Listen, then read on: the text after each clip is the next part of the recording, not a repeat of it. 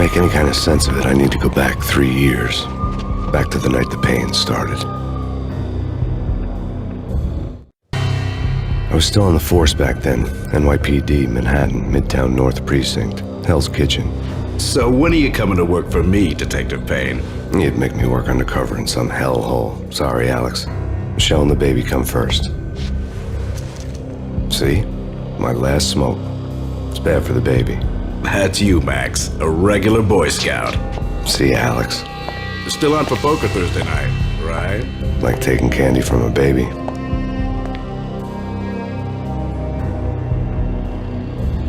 Life was good. The sun setting on a sweet summer's day, the smell of freshly mowed lawns, the sounds of children playing, a house across the river on the Jersey side, beautiful wife and a baby girl. The American dream come true. Honey, I'm home. But dreams have a nasty habit of going bad when you're not looking.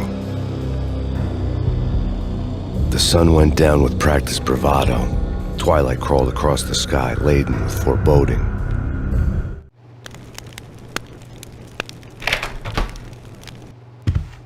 Michelle, honey, anybody home? I didn't like the way the show started. They'd give me the best seat in the house, front row center. What the hell?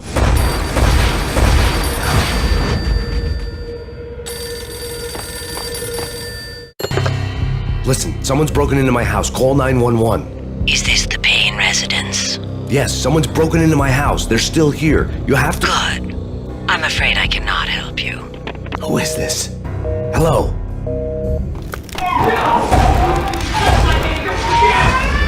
Michelle!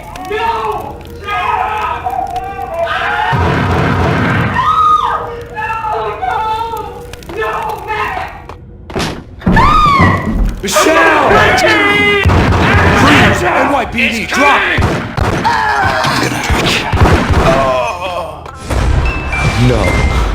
No, please, God, no. The flesh of fallen angels!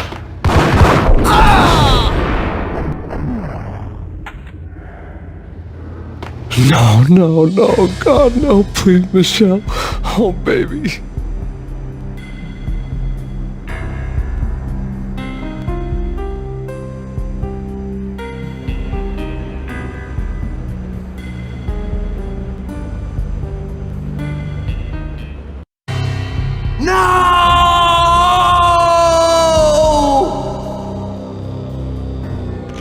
That was 3 years ago.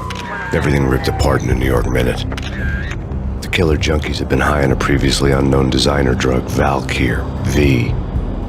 After the funeral, I told Alex I'd be transferring to the DEA. It took us 3 long years to get a break in the Valkyr case. Then, finally, 2 months ago, a dime dropper tipped us off that Jack Lupino, a mob boss in the Punchinello crime family, was trafficking. I went undercover, infiltrated the worst mafia family in New York. I came in from the cold and the dark. Outside the city was a cruel monster. I've been slowly working my way from the small time to the big fish, trying to get to the source of the drug. Alex and BB were my only contacts in the DEA, the only ones in this decrepit city who knew I was down here. BB here. Something urgent has come up with Jack Lupino. You need to meet with Alex immediately at the Roscoe Street station. I hadn't had a face-to-face with Alex since I'd gone undercover. Outside, the mercury was falling fast. It was colder than the devil's heart, raining ice pitchforks as if the heavens were ready to fall. Everyone was running for shelter like there was no tomorrow. It didn't get any better when I got to the subway. The feeling hit me like a point-blank shot straight in the face. Something was not right about this. My Beretta stirred nervously under my coat, but the train doors had already shut behind me, and I was in for the ride. Next stop, Roscoe Street Station, and Alex.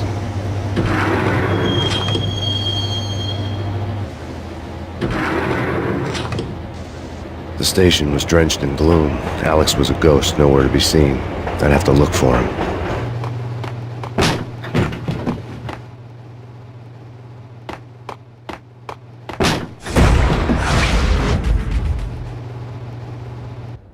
Death was in the air at Roscoe Street. I'd have to find Alex fast. Wasn't Jake supposed to take care of this? He and Mickey... Yo! Ah! Oh!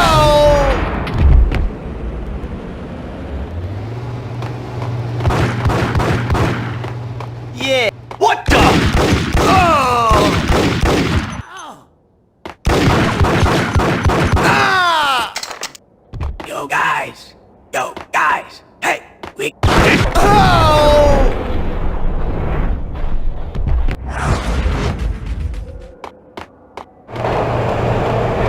What the hell? Oh!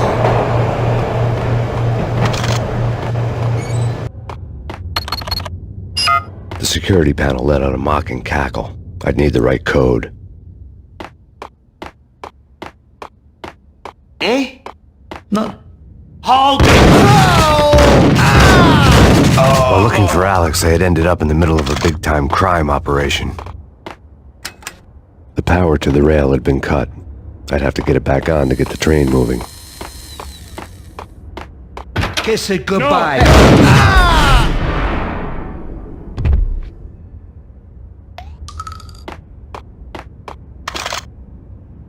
You saved me, man. What's going on here? A massacre. These armed thugs just appeared from nowhere. We need to get help. I can make the call from the control room 1 floor up. Can you take me there? Sure, sounds good. Follow me. We gotta get moving, please! Home free. This way. What the? Ah!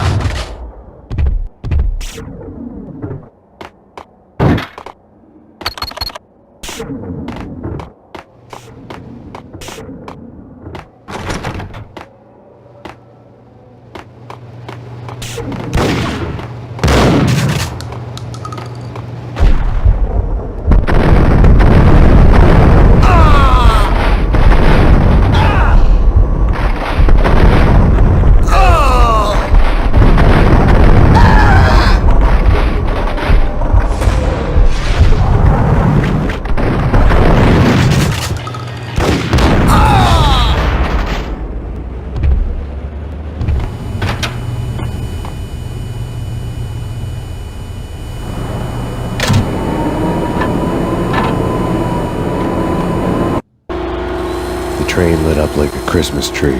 Power was back on.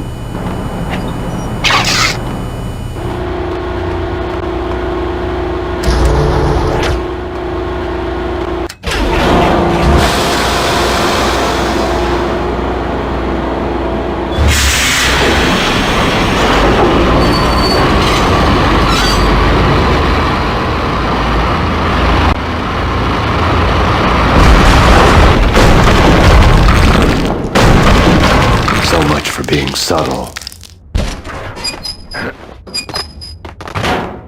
Hold it!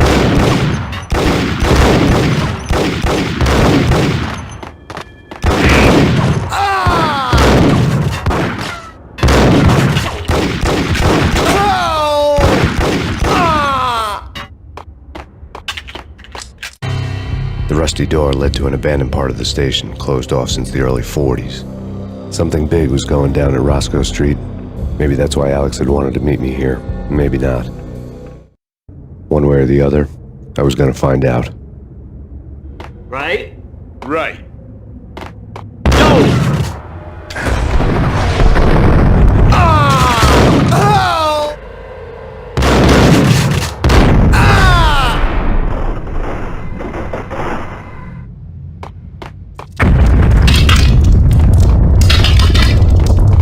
What the hell was that? Hold on here. Give me the detonator. What are you talking about? The detonator. I thought you'd bring it. You were supposed to bring it. Yeah, right. Ah!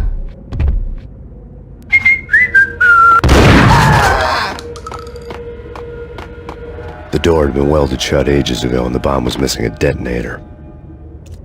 Damn! Ah! Oh! Okay, fellas, the police are on their way. New York's finest are gonna be here soon. Just stick... Cut him down!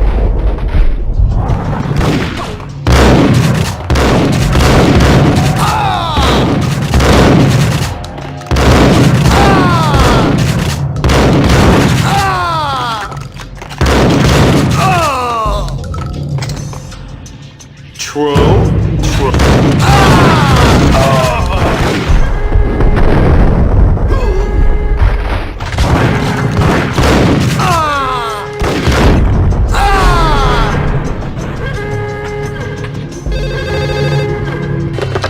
come to you now live from the crime scene. Who is this? Right back at you. This is Deputy Chief Jim Bravura from the NYPD. You are to cease your criminal activities and surrender immediately. Sure thing, Jim. Me and the boys have been talking and everyone's real sorry. They'll never do it again. Who the hell is this? Being placed at the scene of a bank robbery wouldn't have tipped the odds in my favor. The bank robber's score lay on the table. The bank robbers have been after Acer Corporation bonds. The Acer success story had recently been on every channel and on the cover of every magazine.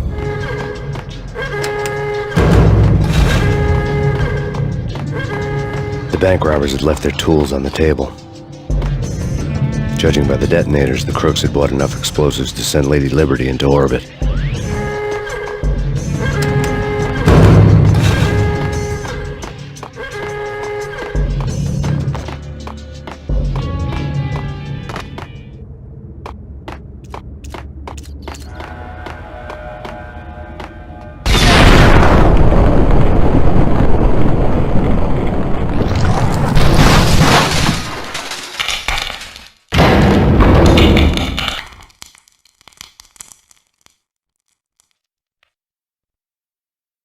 Hold it! Max! Jesus, you almost gave me a heart attack! I nearly shot you! Alex, I'm glad to see you. What the hell's going on? There are more corpses here than at the city morgue! It's an armed robbery, a tunnel job straight to the Roscoe Bank vault through the old station wall. Is this why... this is Lupino's gig? This is Lupino's doing? Lupino's men? Really? You sure know how to pick a place. Can you get through? No, it's locked. We gotta get out of here. If it's Lupino, it's... Alex? Alex!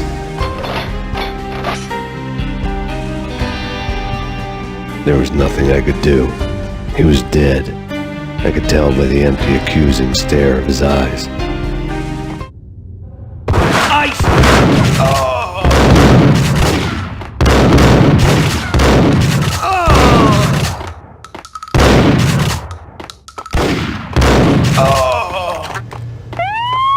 Let's get the hell out of here! There! Go!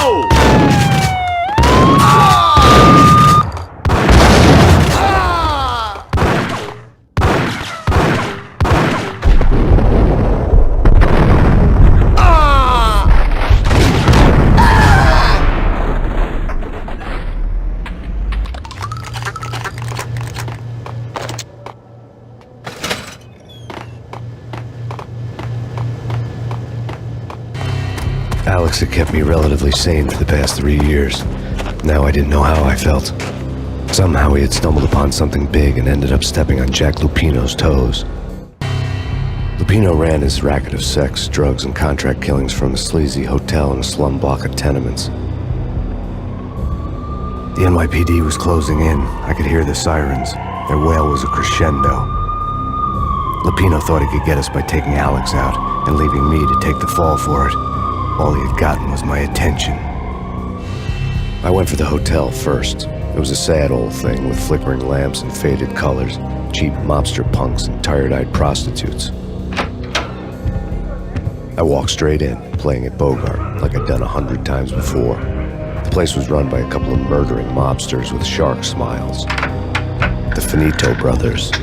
Ladies and gentlemen, it's the Payne in the butt. Payne to the max. You're killing me. Did you make that up yourselves, or you get some wino downstairs to come up with it? Don't answer that. A rhetorical question. I got something for the boss. Lupino around? That kind of depends on who's asking. A friend or a junk squad plan. Don't answer. It's one of them, how do you put it, rhetorical questions. Lupino ain't here, but he said bye. Lupino wasn't in his cheap hotel. Instead, I ran into the Finito brothers. My cover had been blown, the door slammed shut behind me, and then I was dodging bullets like raindrops. Payne in the butt. Ha ha! Payne to the max. Junk squad pig. Got a ticket to Marble City for you. Eat first and lie him down. Look at that!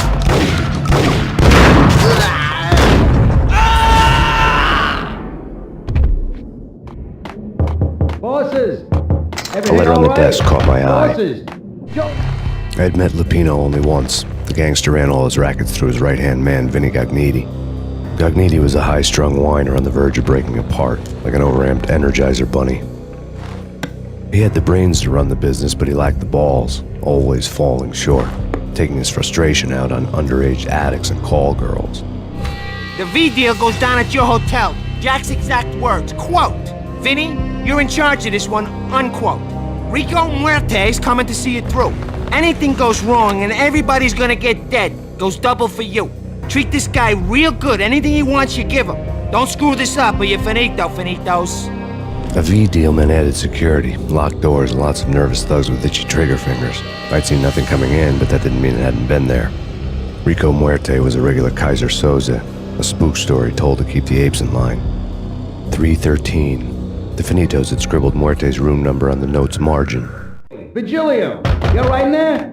They're not answering. Call the others. Tell them to come quick. Okay, but we can't wait for them. We gotta go in now. Bosses, we're coming in. There he is!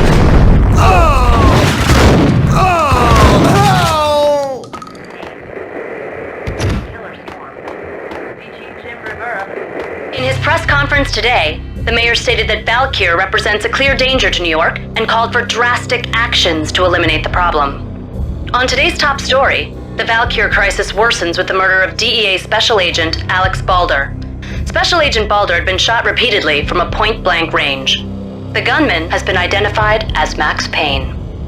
The noose is sure to tighten around this fugitive criminal as more NYPD units join the search to apprehend him. I had just gotten my 15 minutes of fame. Yeah, something's wrong with the bosses. Payne's there and they're not answering. Let's go already. Payne's gonna pay. In Spain.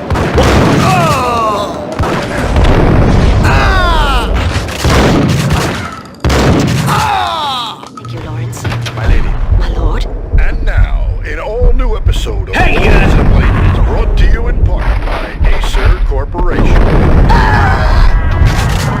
Max Payne?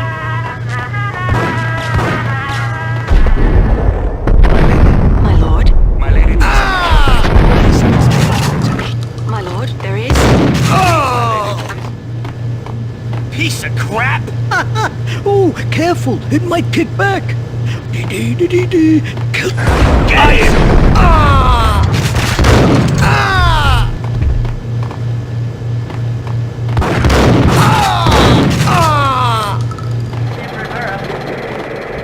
Tonight, the city's fight against the nightmare drug Valkyr took a turn for the worse as DEA Special Agent Alex Balder was found brutally slain at the Roscoe Street subway station. A suspect was seen leaving the site only moments after the shots had been fired, and the NYPD is currently in pursuit of Max Payne, a repeated felon believed to be armed and extremely dangerous. And now the weather. The worst winter storm in recorded history continues to pound the city. There!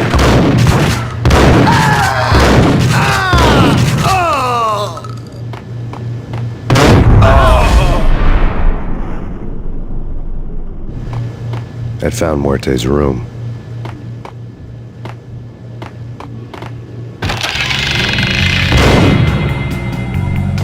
Muerte had received a letter.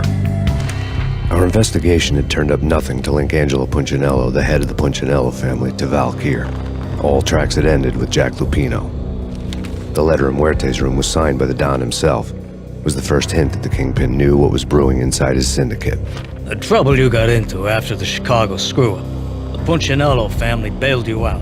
You have been waiting for a chance to pay us back. One of our trusted boys has a monkey the size of King Kong on his back. We need your special skills for backup on a major deal. Collecting evidence had gotten old a few hundred bullets back. I was already so far past the point of no return I couldn't even remember what it looked like when I had passed it. Hey! Told you! God damn!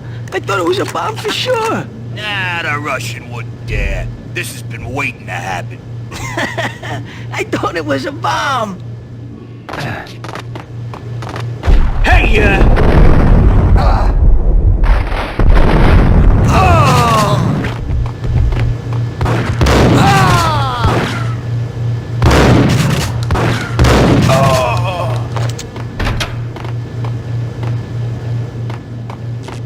worker had left her diary on the table.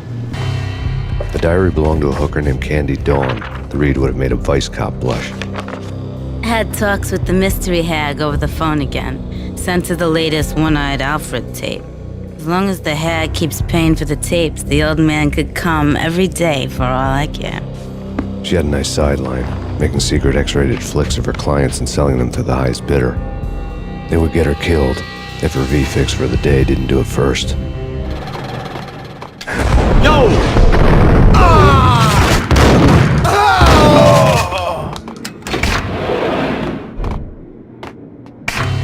The old service elevator rumbled down to the bowels of Jack Lupino's hotel.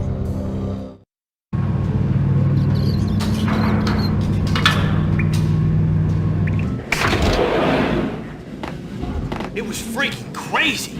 The cops were doing a full-scale siege next door. More traffic than rush hour. I mean, bleeding bastards running back and forth. Whack 'em!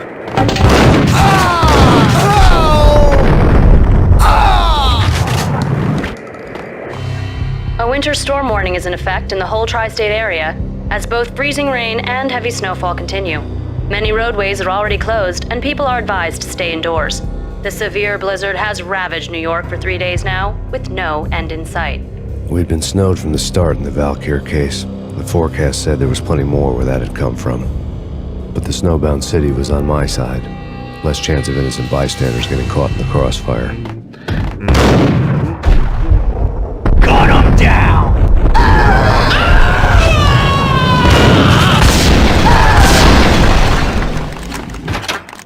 Yo!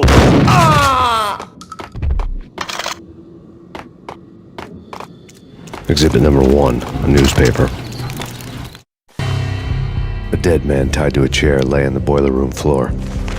Captain Baseball Bat Boy has an unbeatable track record in superhero death matches. But a 6-pack of root beer gets me every time. The murder weapon was a baseball bat, now lying in a pool of drying blood next to a newspaper folded open on a Captain Baseball Bat Boy comic strip. Take vampire movies. Why are they always set in LA or Mexico? Whack 'em!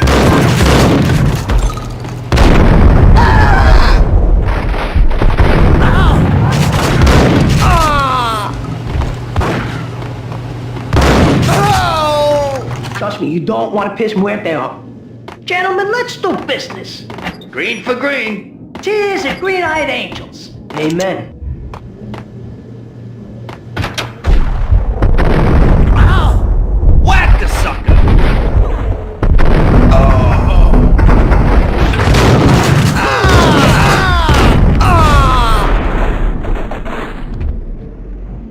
A lifetime ago, this would have gone down as a narcotics arrest. There was a key on the table. It was dirty money. The transparent cylinders glowed green, full of Valkyr. 2 mad dog killers, ready to murder each other. They step into the next room, and I'm thinking, now they're gonna do it. But no. They sit down in front of a TV and solve their differences with a kung fu fighting video game. I tell you, Candy, I was so depressed, I strangled them both with the video game cables. Oh, Rico, you're so bad. I am, ain't I? Rico Muerte, big-time hustler. Who the hell? It's that cop. Muerte went for his gun.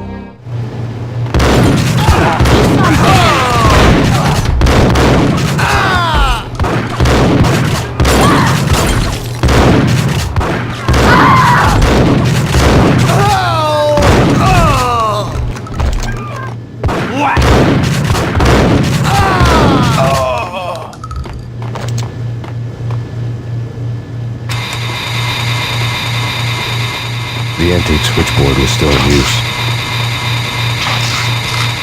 There was an old telephone switchboard in the back room of the reception area, the kind that made phone tapping child's play. It wasn't hard to picture a fat pimp sweating with headphones on, listening to his hookers talk dirty and fake orgasms over a web of party lines, the blood veins of New York.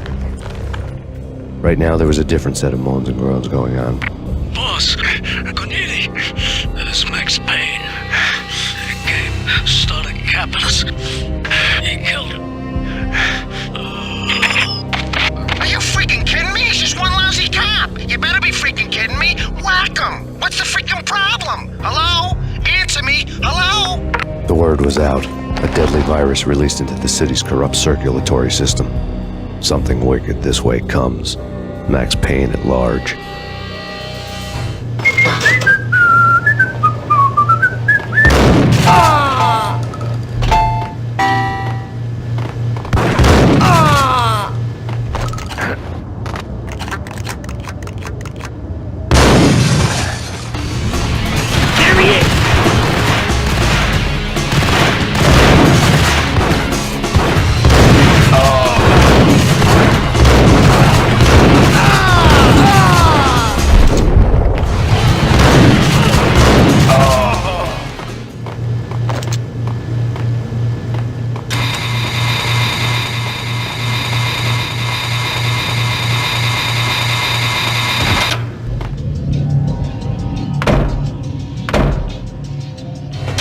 Turn around, walk away, blow town.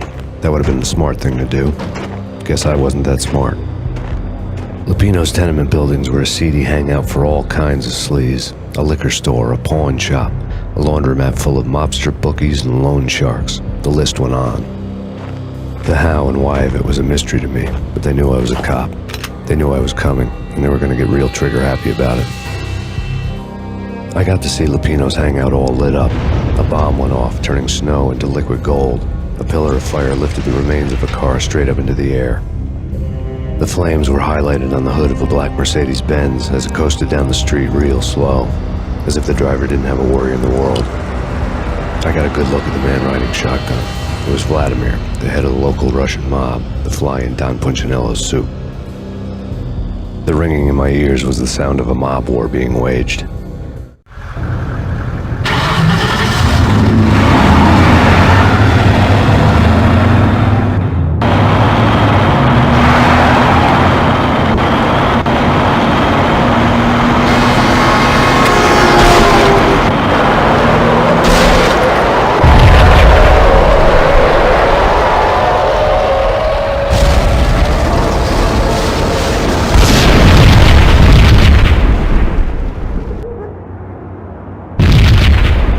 Another bomb exploded inside the closest slum building. It was a lucky break. The goons inside were spooked, but luck always came with a price tag.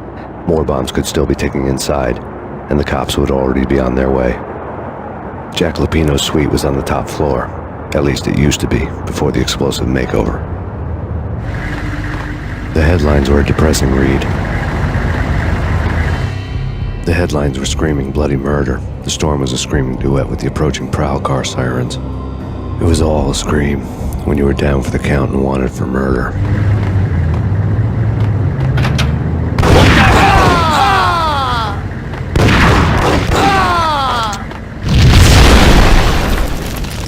The whole building was rigged with explosives.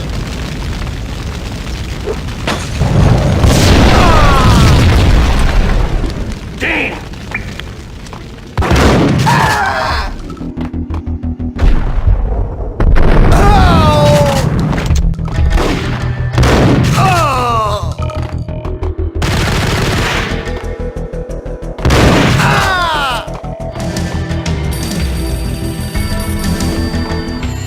A beaten-up phone in the entrance hall was ringing.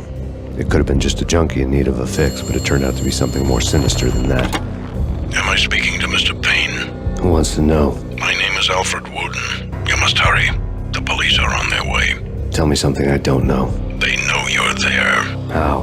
And what's it to you? I will contact you again. The cops arrived, sirens singing in the off-key harmony of a manic-depressive choir. I had a few minutes while the SWAT team would go through their usual routine. By the time they busted in, I needed to be long gone. Max Payne, this is Deputy Chief Jim Bravura from the NYPD. Drop your weapons and come out with your hands above your head. Did you hear something? Nah, take it easy.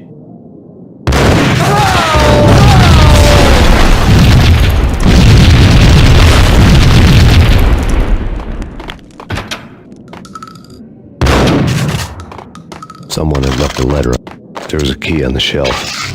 Suddenly it all made sense. The bombs, the Russian mob boss making an appearance in person. Gognitti was his usual self, all talk and no walk. After our hit, the Russian has only a couple of guns left and they can be bought. There's no freaking way he has the guts to try anything after that. As it turned out, the Russian had plenty of guts. One thing you could count on, you push a man too far and sooner or later he'd start pushing back.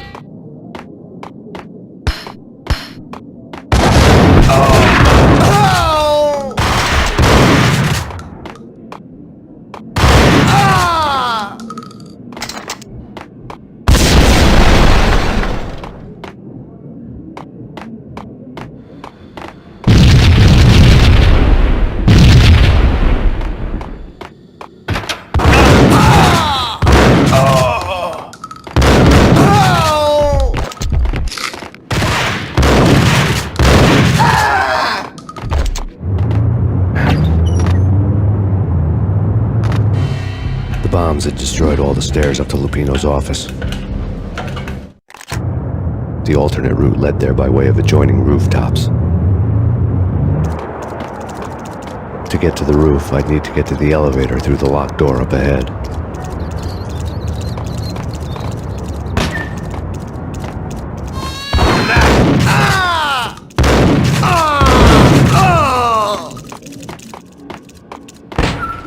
No, don't shoot! You know the clowns at the laundry? Me? No. You're no good to me then. What? No, the laundry, yeah. I know him, yeah. Get me in there. Okay. It's me. Open up. Let me in, quick. Not so fast. The password. John who? Come on. Okay, John Woo. All right. Come right in. It's a trap! It's Payne!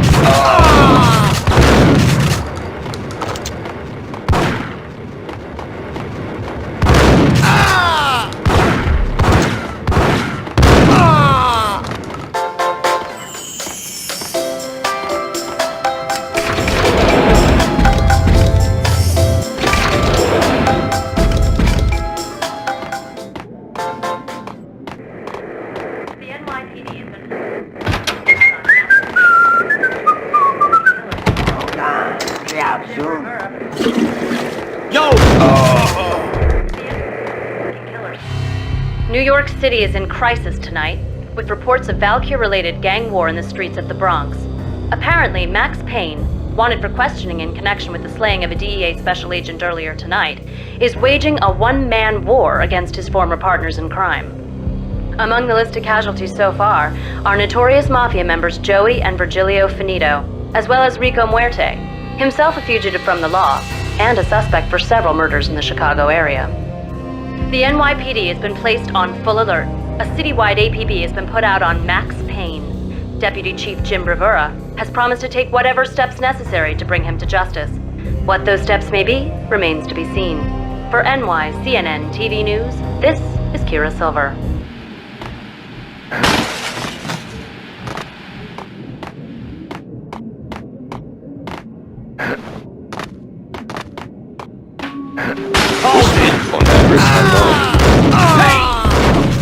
I don't want to go there. It's the last down to the finest detail, except that he's evil.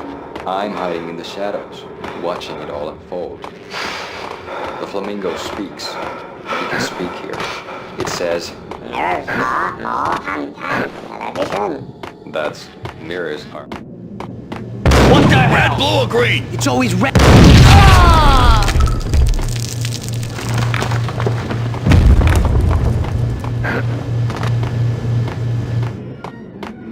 What the hell are you standing around here for? They're bombing us. What are you doing? You're doing nothing. What are you doing? This is war. Freaking war. Vinny Gognitti. Just the man I've been killing to see. Payne? Freaking Fed! I knew from day one there was something screwy about you. What do you think you're doing? You're a freaking cop. You ain't got squad on us. You can't just come in here waving your piece like it meant something. Yeah! Oh my God! Oh God, you shot me! Ah! You're dead, Payne! What the hell are you waiting for, you apes? Kill him! Kill him! With pleasure, boss. Gognitti bailed. I made like Chow Yun Fat.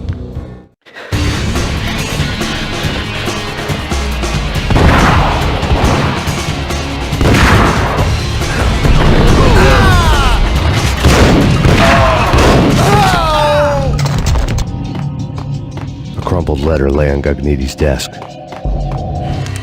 The letter was addressed to Don Punchinello, but Vinny had never had the nerve to finish it.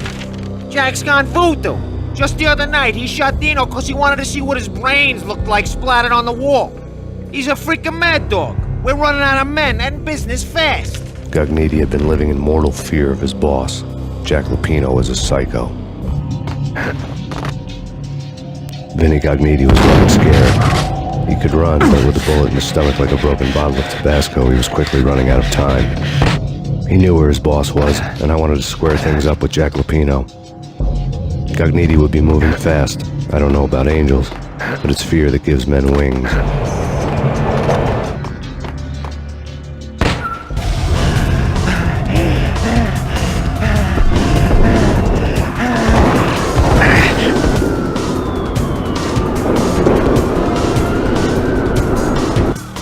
Gagniti hitched a ride. To catch him, I'd have to follow his lead.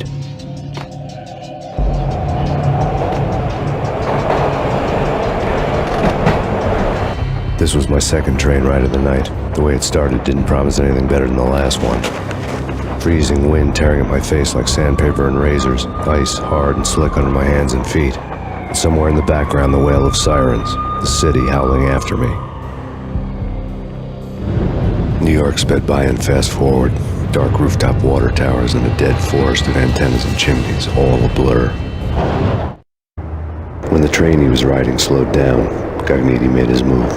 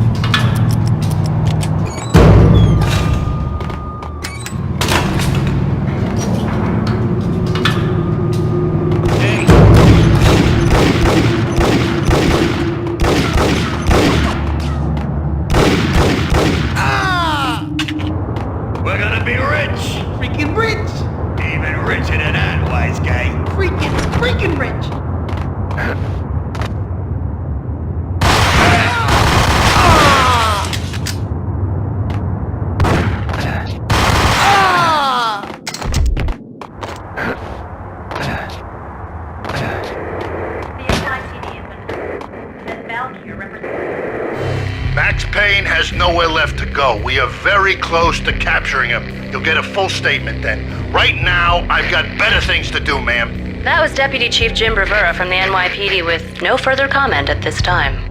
Apart from his suspicious food habits, I figured Bravura to be one of the good guys. Fate had just dropped us on different sides in this. But when it came to capturing me, he was way out of his league. I had already ditched the cops a couple of rooftops back. For now. He's coming! I can hear him! Ready? Keep your guns pointed at the door. Okay, this is it. Any moment now, Payne's gonna bust through that door. Ice!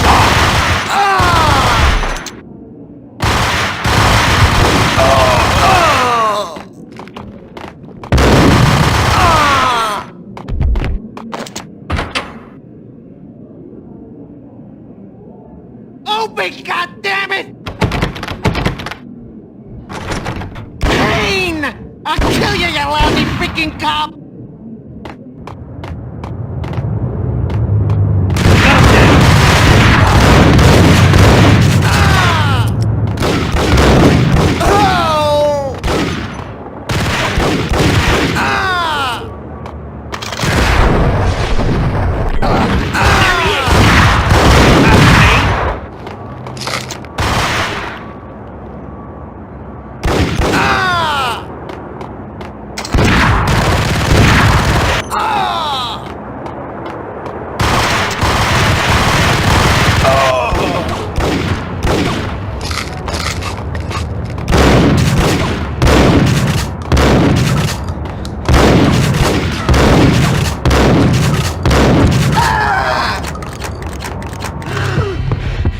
Gagniti ran out of steam in a dead-end alley with steam boiling out of the sewer grates like all the fires of hell were burning high beneath us.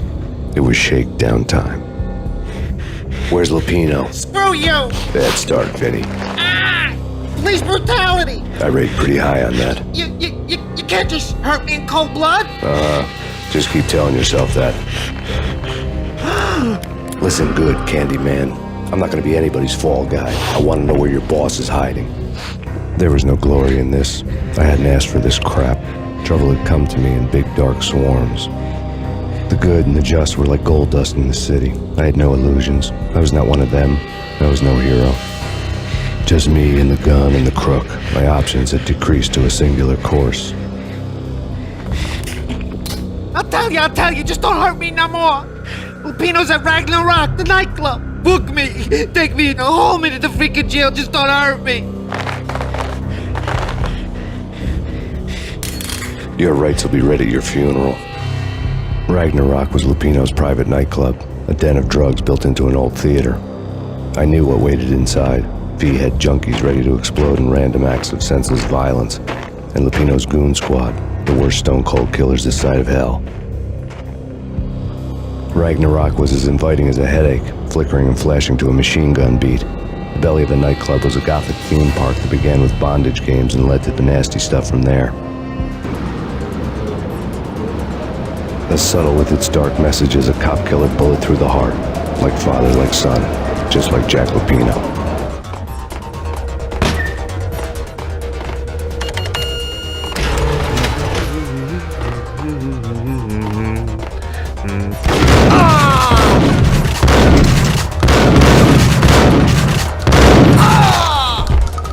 The book had never been a bestseller. Given the setting, I was surprised to find that somebody had been passing time reading. The paperback was entitled The Age of Murder and Storm. The blurb on the back mentioned Norse mythos and Ragnarok, the end of a Viking world with a terrible winter that covered the earth in ice, when vile crimes were rampant and all humanity lost. I could see how somebody impressionable might get it into their head that we were at the end of time. I was also beginning to see what the nightclub and its owner were all about.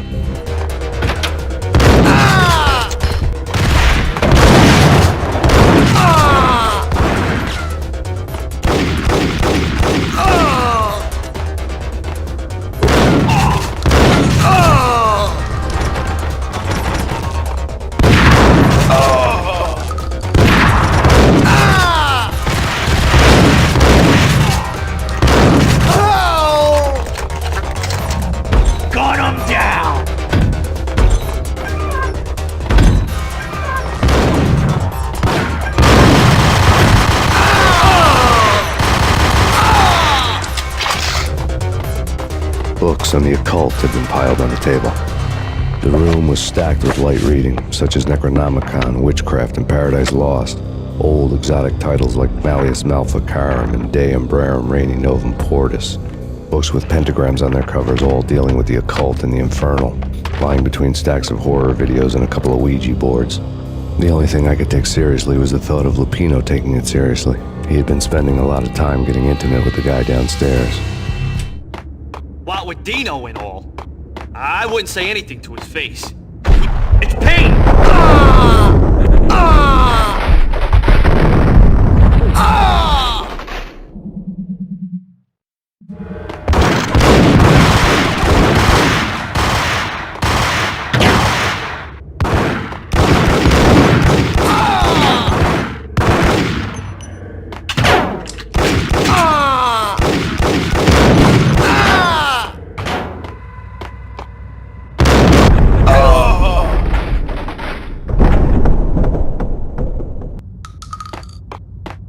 Gun him down!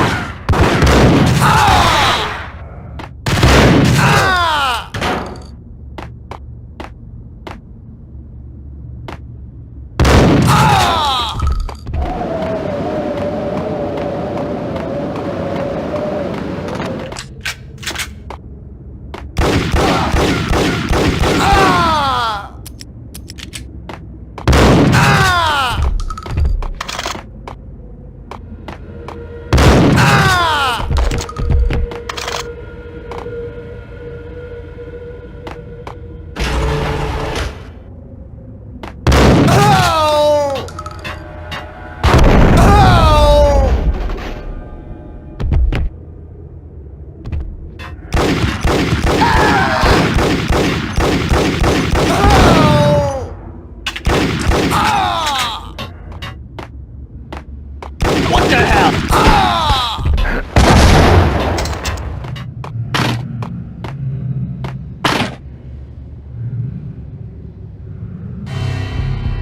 The backstage area led to Lupino's inner sanctum. The hot air inside was like an invisible wall, thick with incense and something else, a sickly sweet smell that made you gag. This was the rotten core of the Big Apple. Lupino lurked somewhere ahead, like a spider at the center of his web, waiting. The vapors in the air started to make my head swim. Torn pieces of a letter lay scattered on the sofa. Punchinello had threatened Lupino in writing. The note had been torn to pieces, bloody fingerprints all over them. Don't want you to think that one of my boys is not playing with a full deck. Shape up, Jack. We are running a business here. I'd hate to send the trio to strong-arm you. The trio were the Don's notorious henchmen. It was obvious that Lupino hadn't been intimidated by the threat. Jack Lupino was crazy, all right. The table was scattered with notes of demented arcane nonsense written in rusty blood, a mishmash list of demons, devils, and dark gods evoked. Beelzebub! Asmodeus! Baphomet! Lucifer! Loki! Cthulhu! Lilith! Hela! Blood given to you all. He was after that old Faustian deal, your soul for power and fortune. Just sign on the dotted line with your blood.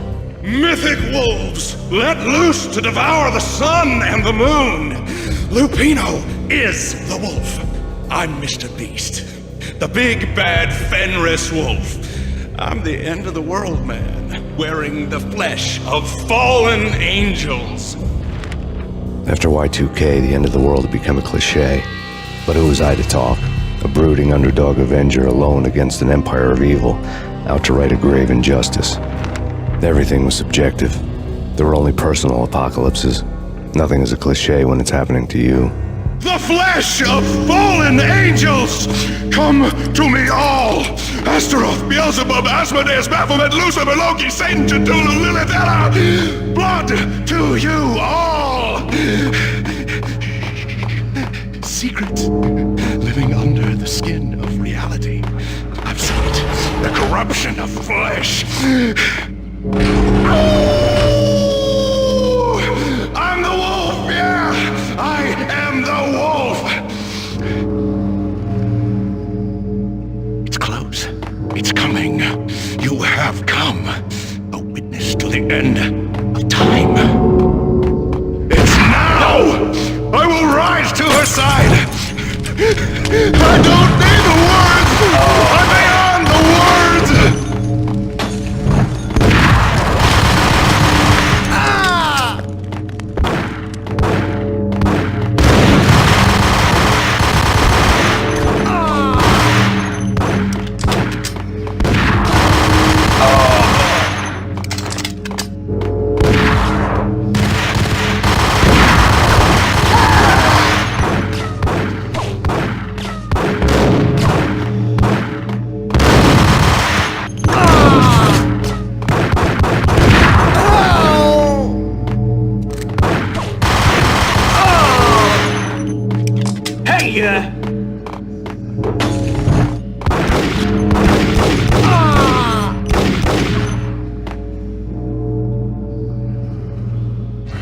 I had known there'd have to be a catch in it somewhere, and this one was the Empire State Building of catches. Lupino was pumped up and dying to go 15 rounds with a mutant alligator. And then he started this spooky monkey talk, straight from a bad dream. Mine. I have tasted the flesh of fallen angels. I've tasted the devil's green blood. It runs in my veins. I've seen beyond a world of skin, the architecture of blood and bow and arrow. Death is coming! She is coming, and hell follows with her. This is the twilight winter. I am ready to be her son. Her time is now, and all who stand in her way must die! Die!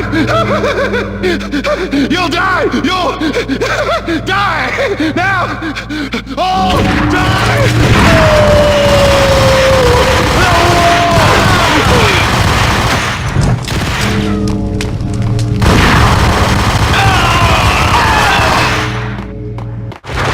When Lupino finally went down, I wanted to make real sure he'd stay that way. He was a bad monster. Turned them into friggin' zombie demons from outer space. I think he's dead already. Huh? And that's when it happened. But dead or not, you've got the wrong guy. In stepped this knockout femme fatale holding a gun to my face. I returned the favor. Lisa Punchinello. Lisa Punchinello was the Don's wife. Mona Sachs. Lisa's evil twin. Your safety's off, evil twin. You might hurt someone with that gun of yours. Lisa's the damsel in distress. I'm the professional. I'd blow you away without batting an eye. Sure, and you can check out my credentials splattered all over this joint. Jack couldn't have framed you. Not the state he was in. We're after the same slime bag. Angelo Punchinello's the one who murdered your friend and framed you with it. You know this for a fact. I've got my sources. I don't have a clue these days. I just shoot them as they come. Who put a contract on the Archfiend? This one's mine. I hate the guts of that sadistic wife-beater. Why not pool our bullets for this one? I thought you'd never ask. My finger was starting to twitch. How do you like your whiskey? I'm easy, as long as you don't try to slip me a Mickey. You're a real angel, Max. It was good stuff. Tasted sweet as honey going down. Nothing personal. Can't risk you going berserk and getting Lisa killed.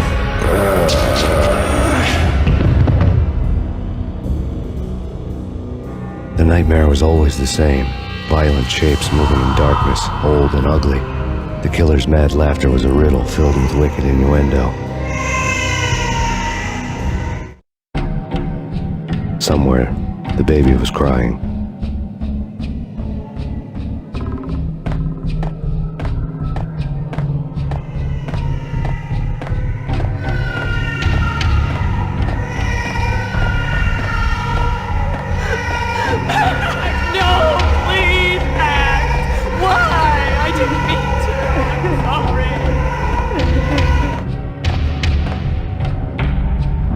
Should've known it when we found you snoring next to Lupino's corpse. A comedian, huh? The pictures were filled with good old times.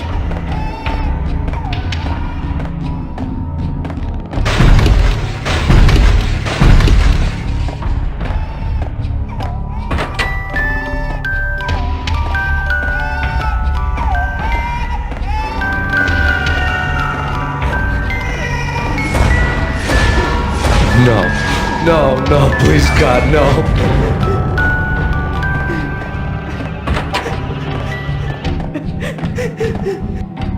Slice him, dice him, shoot him full of holes, blow him to bits, vaporize him, disintegrate him, no matter what you do.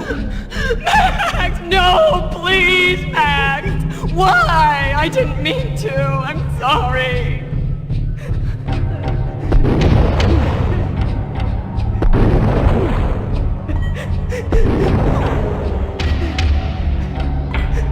Murderer! You killed her! Nothing like that ever happens in the real world.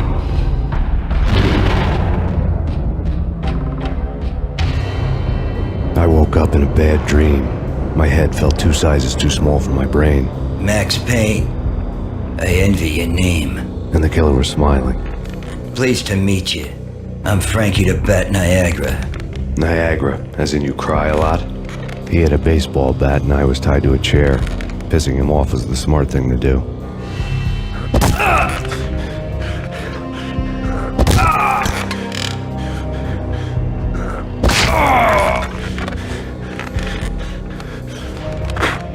Nothing wrong with a little laugh now and then. Take me, for example. I love to watch cartoons. Cartoon violence is a fascinating thing. Let's take a break. I need to take a leak and maybe grab a cold one at the bar. Don't worry. I'll be back to finish this off. And then, it's checkout time. You play, you pay, you bastard. He swaggered out, and the door clanged shut behind him, locks clicking into place. Everyone makes mistakes. Mine hadn't been to crack jokes about the goon with the bat. He'd have cracked my skull regardless. It hadn't even been to trust a girl with a gun. I had blindly gone after the first bad guy on my hit list when I should have been aiming further up the ladder, at the head of the Punchinello family. I couldn't bring myself to be pissed at Mona. Guess I had a soft spot for her pretty face.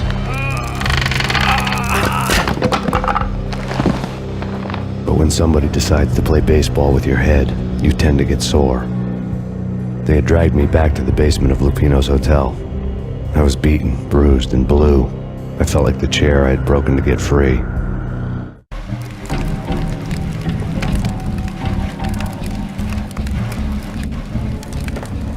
All I had was Niagara's bat, sticky with my own blood. Without a gun, I'd be no match for Frankie's men. I'd have to play hide and seek with them. We'll take care of it. Hey, yo!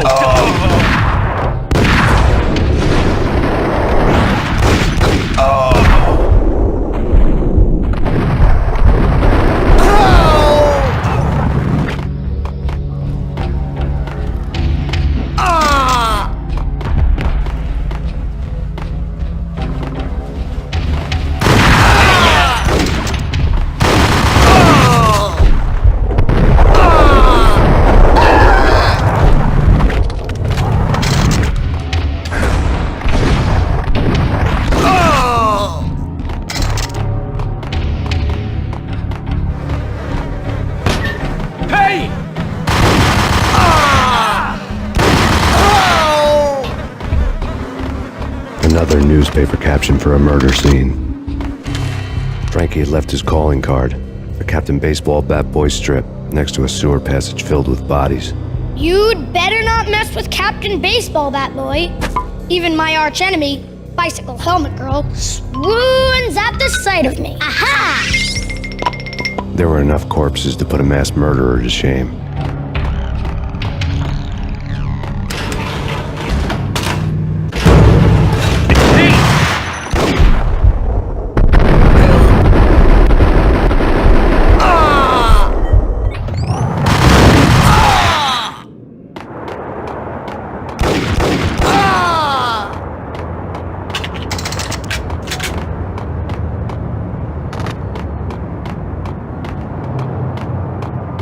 Things were fast going from bad to worse. The men in blue had come and gone. They had decorated the place with chalk outlines and tied it together with yellow tape. The cops who had stayed behind were dead. Frankie, his boys, and I had the place all for ourselves. Just forget about it. Just forget about it. Hey, just forget about it. That crazy witch, you should have heard her. She was a real scream when the boys caught her trying to cap the Don. Oh, that's friggin' bad. To the trio? That's even worse than what Frankie's doing to that poor bastard downstairs. She's gonna take a long time to die. The mobster muscle on the phone was talking about Mona. Punchinello's trio were nothing but bad news. Payne!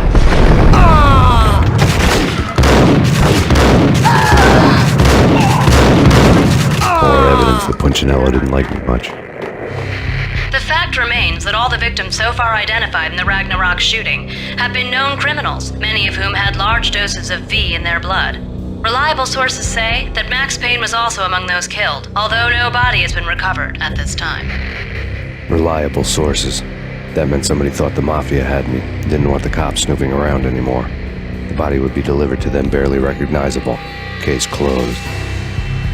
Don Punchinello had the power to be that reliable source, which was no news, but his news was old news. Framing me hadn't been enough. Don Punchinello had put a hit on me. He wanted me dead, and it had been important enough for him to give written instructions to Frankie about it. Max Payne should die like a dog for the trouble he's caused. Frankie, I know I can trust you to give this matter the dedication it needs. The hotel bar was fast developing quite a history. True to his words, Frankie was there, having a beer. Jesus Christ. How the hell did you get loose? Got bored waiting. Thought, what the hell, we could just as well finish this here. Fine by me. This works out just as well.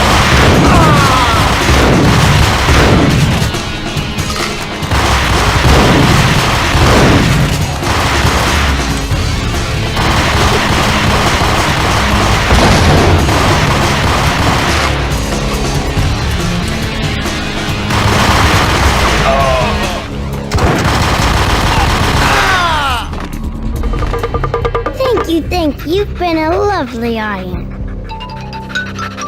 Had enough? I don't play with girls anyway. Unfair! I spotted the tail as soon as I left the hotel. A big black Mercedes. I'd seen the car before. That time it had heralded impressive explosions. Vladimir was back. Bang! You're dead, Max Payne. I might have laughed if I remembered how. What's this supposed to be? Cops and robbers? Look, you want something with me? Get in line. Peace, man. Relax. You know you are a real news item. Armed and dangerous. I am going to make you an offer you can't refuse. I've always wanted to say that. It's a bum rap. I've been framed. Well, that's a moot point. Whatever you did or did not do, I'm sure you had good reason for doing it. Want to hear me out? I'm listening. Punchinello messing with V is bad for business all around. But that's not all. There is this guy, Boris Time, used to pull jobs for me. He's the captain of the cargo ship Charon. Now the bastard turncoat has gone over to the other side, Punchinello's. The ship's loaded with high-res hardware, guns, my business. If Punchinello gets hold of that cargo, he's won and I have lost. And you'll have your work cut out for you.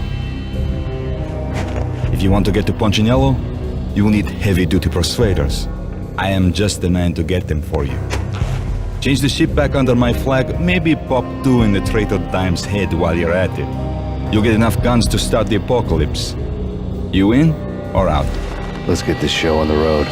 Vladimir was one of those old-time bad guys with honor and morals, which made him almost one of the good guys. None of us was a saint. The Brooklyn riverfront was a maze of rusty containers, sharp-boned cranes looming up from the snowstorm. On a night like this, you couldn't help but think of the dark army of dead men sleeping with the fishes, cement shoes in line. No Minotaur lurked in this labyrinth, but somewhere out there, on the clanking deck of his cargo freighter, the skipper of the Chiron was waiting, like the ferryman in the river Styx.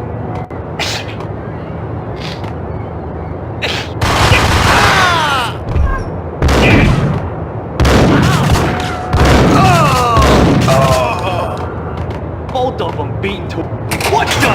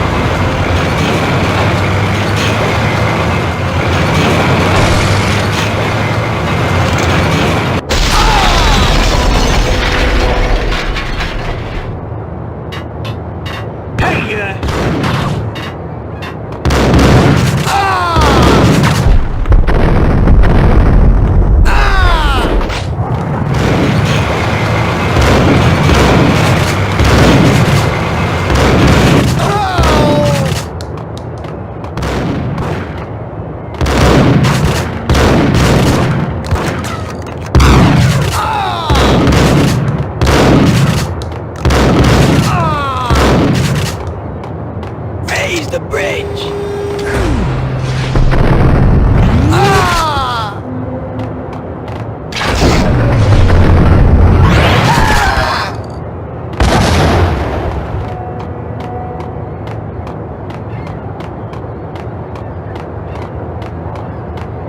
I doubted the letter was a receipt. Rico Muerte had come to town to do more than just sort out family troubles. Exhibits number 1, 2, and 3. Briefcase of money, a sniper rifle, and an envelope with one word neatly printed on a folded piece of expensive paper. Mayor. It didn't sound like a mafia contract at all. It was too cold and too to the point.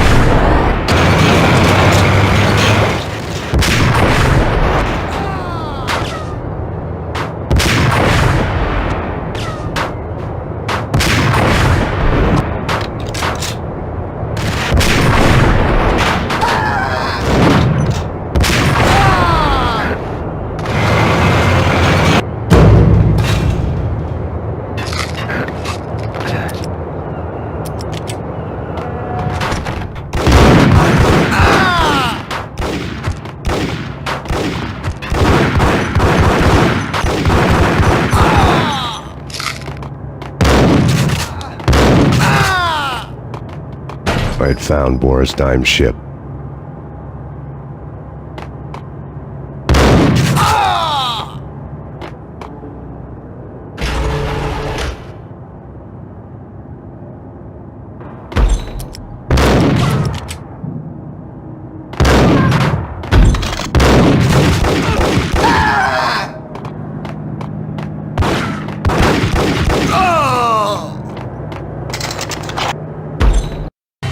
Rust had crept over the sides of the cargo steamer a long time ago. Boris Dime would be on board. I'd have to smoke half of his crew to even get near the gangplank.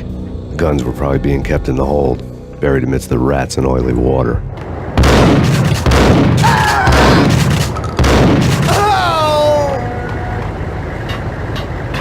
Hold it!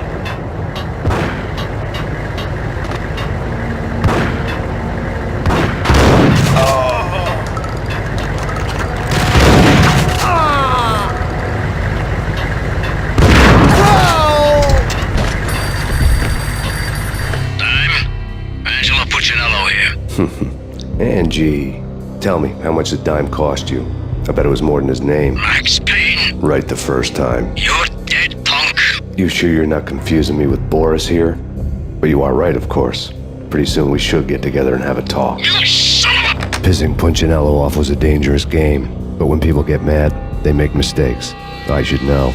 That's where I wanted Punchinello, mad enough to trip over his own feet, preferably into a grave. Dime! Dime! Dime! Oh!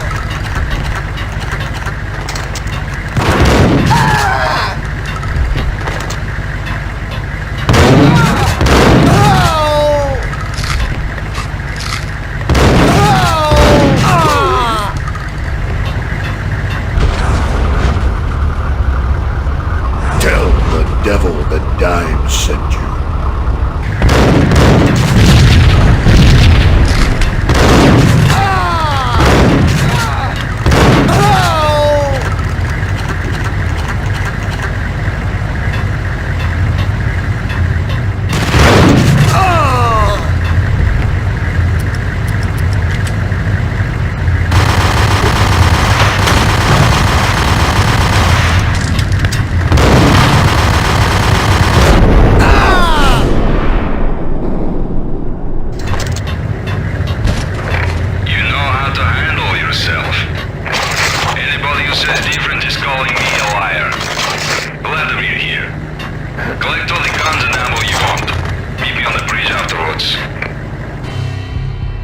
Did you get everything you need? Check. I owe you. Anything you need. This is my solo. When I'm through, Punchinello won't be anybody's problem anymore. Clear as vodka. But anytime you get between a rock and a hard place, just whistle. This could be the beginning of a beautiful friendship. You really get a bang out of this big-time gangster act, don't you? Even with all this firepower, I figured I couldn't get to Punchinello at his manor. I could only hope that he wouldn't pass a chance to hear me beg, to see he's won. This is Max Payne. I want to cut a deal. Payne, you're a dead man. That's what everybody keeps telling me. I got your ship and her cargo. I want to meet. No pain, no gain. Capiche? You know my restaurant? Yeah, I know it. 1-0. Punchinello's restaurant had seen better days. Snow was falling like ashes from post-apocalyptic skies, but that was outside. Things would soon get hot in the Don's restaurant. I knew it was a long shot, Angelo Punchinello actually showing up, but there was no crime in hoping.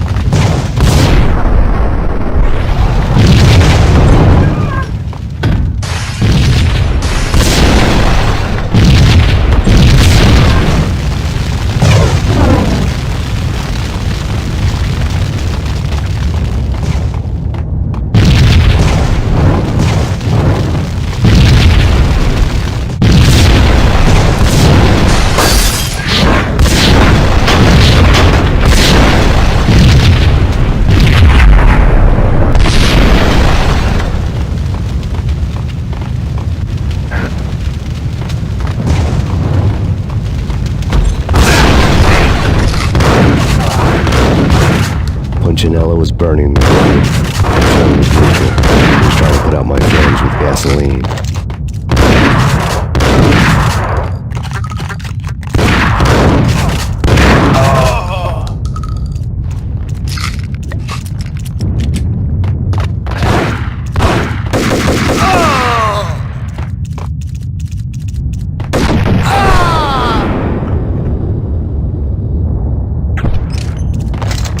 The mobsters have been guarding a real treasure, the way out of this disco inferno. There he is!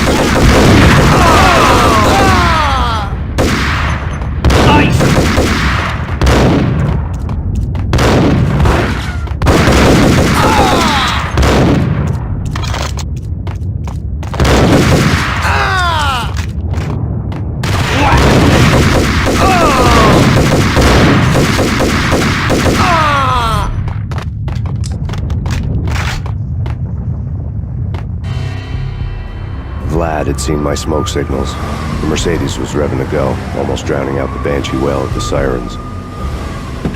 You coming? We'll drop you off at the Punchinello Manor. Sounds good to me. When this is over, look me up. I could use a professional like you. I'll keep that in mind. The night groaned with cold. The garden lights flickered nervously. In their light, the falling snow was dead white before the darkness ate it up. I had heard the stories. The trio were mad dogs. They'd have hung the heads of their enemies over the manor gates if the capo had only let them. Punchinello wanted Payne. He'd see the pain. The trick in my situation was that there was no trick, no matter what the movies tell you. No rules, no secret mantra, no roadmap. It wasn't about how smart or how good you were. It was chaos and luck, and anyone who thought different was a fool. All you could do was to hang on madly, as long and as hard as you could. Someone had graciously left the back door open for me and killed the guards. My money was on Mona. I knew the trio would be standing between me and Punchinello. I had read their rap sheets, thick as phone books. No one would be walking out of here alive. The numbing cold of the broken night had followed me in. Upstairs, the trio tangoed down the manor halls to the silent rhythm of their murderous hearts. The blood of their victims rust on their lips. Vince Mugnano, Pilot Providence, a.k.a. Big Brother, and Joe Deadpan Salem. The pistol was a frozen lump in my hand, piercing the skin, gnawing me to the bone.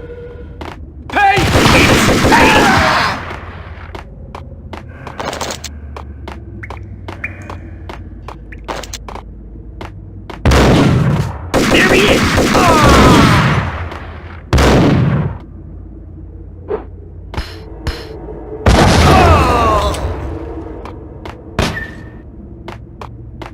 In death, the thug had been promoted to messenger. Someone hadn't enjoyed the Don's hospitality.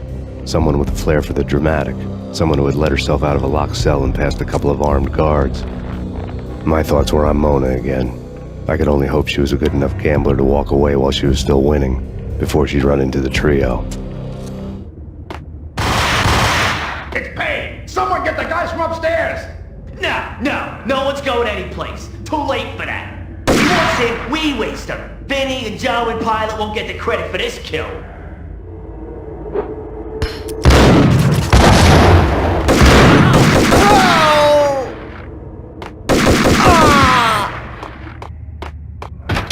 Pilot, he's here!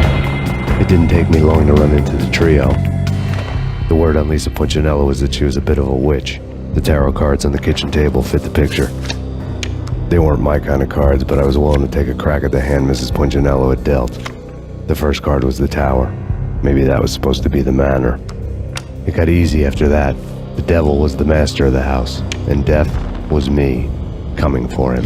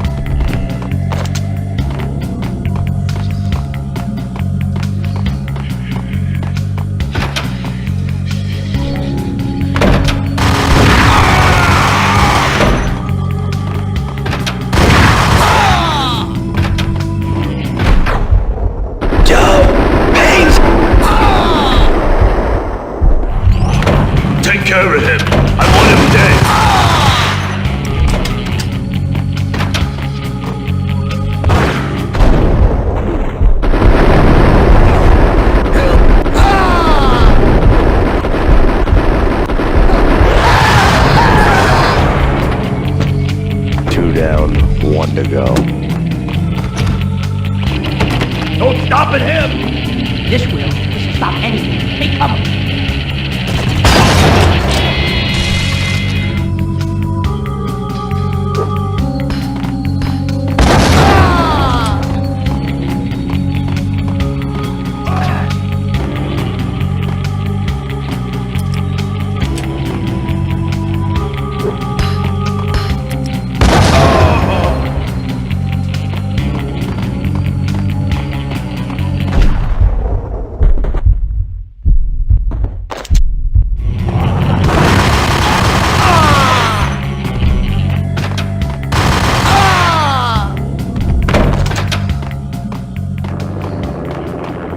was too late for her. You're a real angel, Max. I couldn't tell whether it was Mona or her sister. The body was a mess. The sick bastard had really gotten a kick out of it. Seeing her lying there got me thinking about another woman's body on another bed. Got me thinking about a fallen cradle.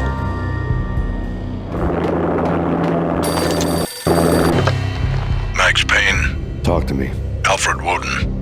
You've got company. An armed helicopter just landed on the manor grounds. You must hurry. The more the merrier. Vince Mugnano.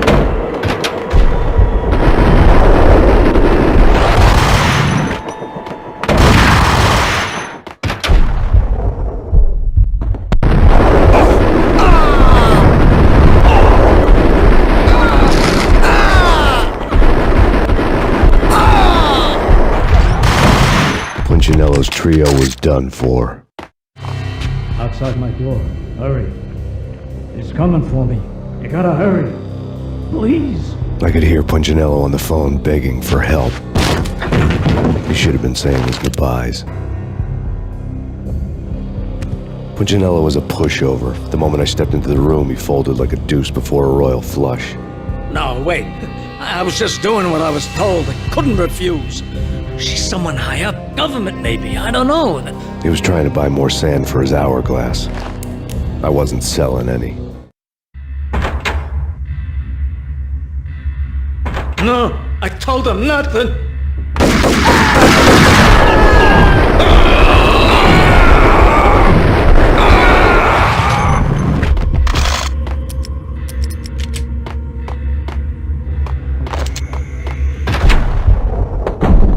Drop it. Don't move. Game over, Max Payne. I could tell when I was outgunned. It was time to take another beating. The mystery witch was a real barracuda. Trouble on dagger heels, a smoking assault rifle in her hand, and an army of killer suits behind her. How sweet. I get to kill two birds with one stone. Sooner or later, it was going to catch up with you. Mr. Payne, it's time to show you the benefits of my brew. Be a good boy now. You'd find that Lady Luck was really a hooker. You were fresh out of cash. Gentlemen, we're done here. Take me to Cold Steel. She had just given me an OD of Valkyr. I could feel green fire eating my brains. They turned to steam. They did a fade on me. I'd never had a chance. The witch had got me just as sure as if she put a gun to my head and pulled the trigger. The shadows rushed me, bruised mugshot faces hungry for revenge. They knew my weak spots and closed in for the kill. The floor turned into a vortex of green blood. I fell. The flesh of fallen angels. Who's there? Max? Max, is that you? Max? Where are you, Max? Please.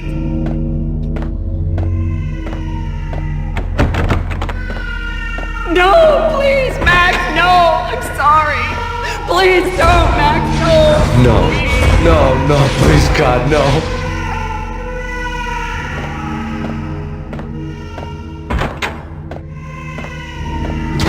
Max? Where are you, Max? Please. The letter was staring at me. Bartender is shiny stuff and dreams are made of stooped necromancers. He sings like a banana wrist, having strayed too close to the constellations on their shaved skulls. It was a bad line and a prank call. Someone spouting insane babble. I couldn't make sense of it. But I had an overwhelming sense of deja vu. The caller's voice sounded oddly familiar.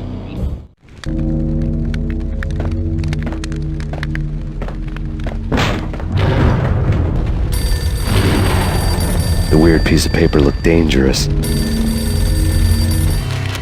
There was something disturbingly familiar about the letter before me. The handwriting was all pretty curves. You're in a computer game, Max.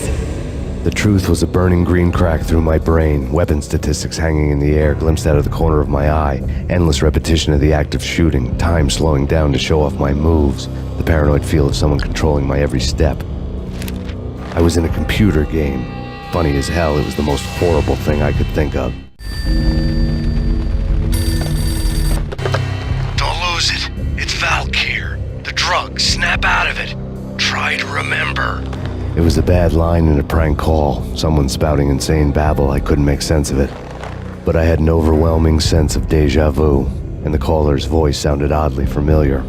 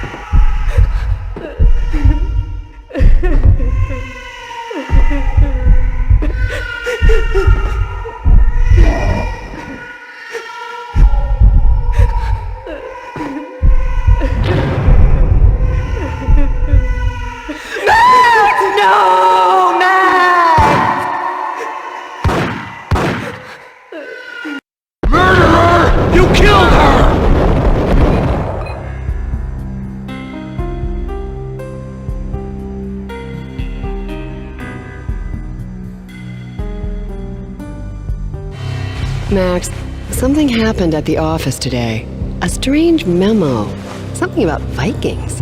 Honey, I gotta run. You can tell me all about it this evening. Have a nice day, darling. The bullet holes were rubies on her chest, blood glowing on her ivory skin. She was so beautiful. The killer was smiling. The flesh of fallen angels. Slowly, the green nightmare faded, leaving dark stains on my soul that would never come off. I felt like flatlining. I was all shook up. I woke up in a cold sweat, sick and tired to the bone, lying in a puddle of my own puke. The hag had said take me to Cold Steel before it had all gone crazy. It was a clue, the only one I had. It took me forever to crawl back to my feet and hit the road, but when I did, I drove straight to Cold Steel Foundry outside the city. There was a whole lot of action around the place for a freezing winter night. Trucks coming and going, men running. I had the drop on the mystery witch. She thought I was dead. I was on her blind side. I was going in. The bad trip had put me in a crazy mood, adrenaline pumping through my aching veins. Staggering on the mill roof in ice and snow and wild wind, I was a ninja. My kung fu was strong. I wasn't kidding anybody. At best, I was Superman on Kryptonite about to fall through a skylight, down to where it was all going down. A half-abandoned industrial area in the middle of nowhere. The factory was a perfect front for any number of illegal activities. In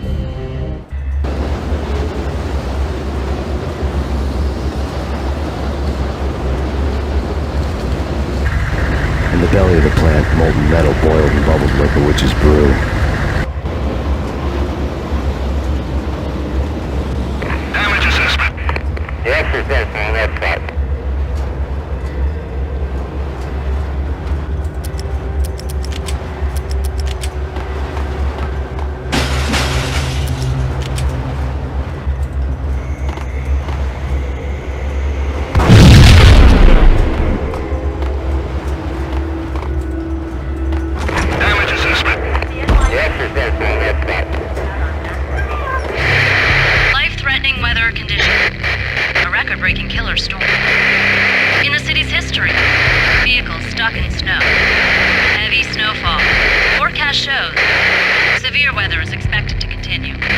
In the night, snow fell like confetti over the Devil's Parade.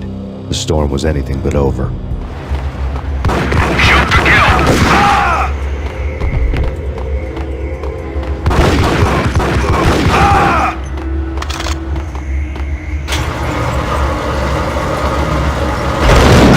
Engaging hostile.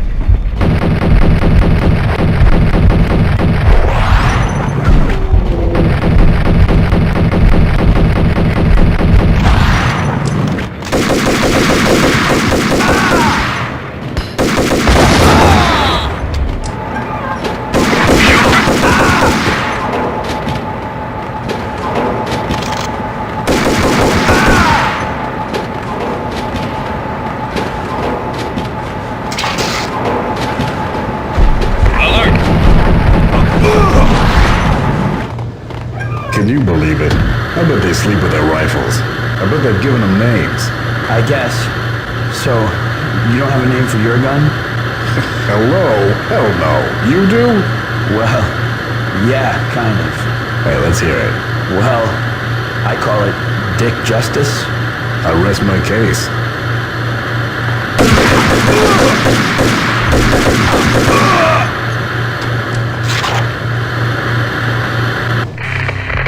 Perimeter breached. The facility has been compromised. Repeat, the Deep Six has been compromised. Initiate Operation Deadeye. The walkie-talkie military lingo could mean only one thing. They were getting ready to destroy the evidence and vanish into the night. I was so close. The hidden truths were just around the corner.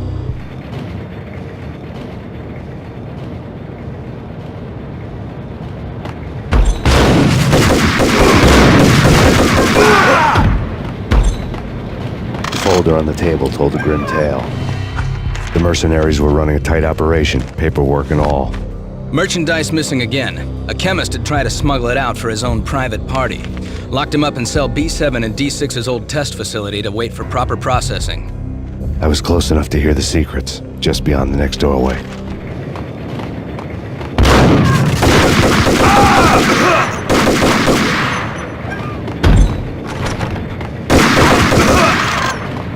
The monitor showed me the way.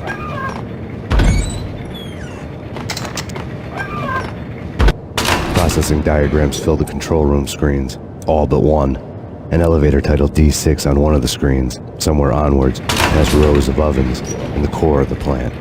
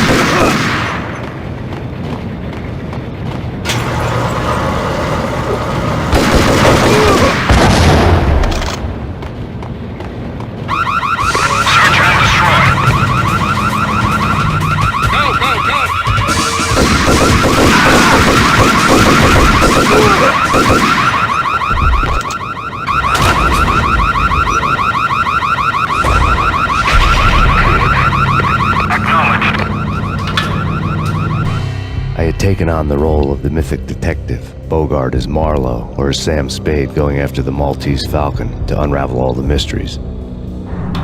Following the path of clues to that final revelation, even if it would take me down to the cold, cavernous depths of a grave.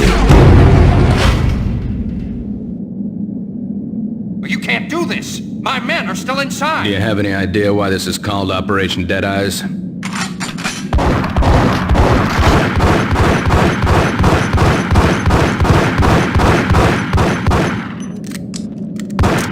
I think he's dead already. Let's do it.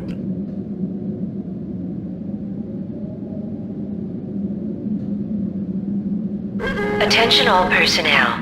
The self-destruction sequence has been initiated. Evacuate the complex immediately. Repeat, the self-destruction sequence has been initiated. Proceed to the nearest exit immediately.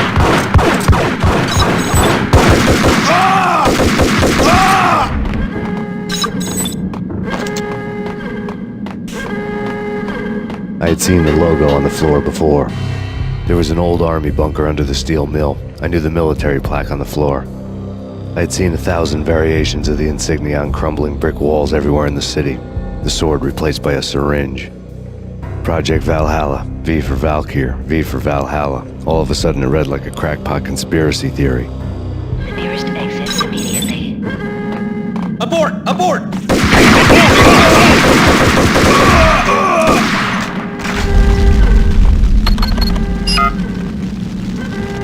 Like everything else in the Valkyr case, the door code was a mystery to me.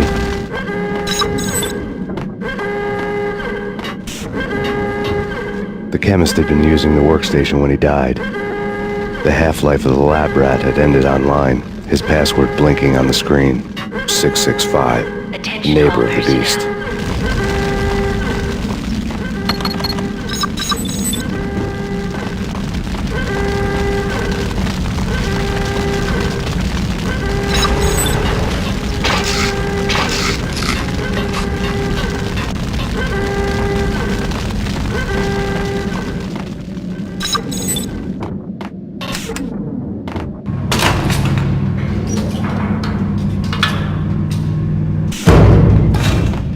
Attention all personnel. Self-destruction sequence has been initiated. Proceed to the nearest exit immediately. Hey! In here! Hey! Thanks. I thought I was gonna die in there for sure. I need you to get me through the decontamination chamber airlock. You're crazy! No way! The place is blowing up, for Christ's sakes! Either that or back to the cell. Your choice. Okay, I'll do it. Attention all personnel. The self-destruction sequence has been initiated. Proceed to the nearest exit immediately.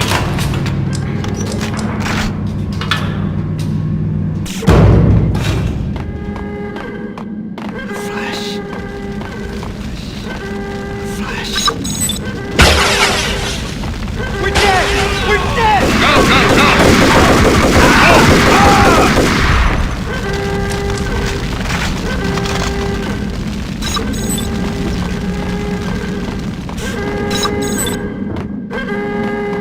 Get in! I'll punch you through! After this, you can go.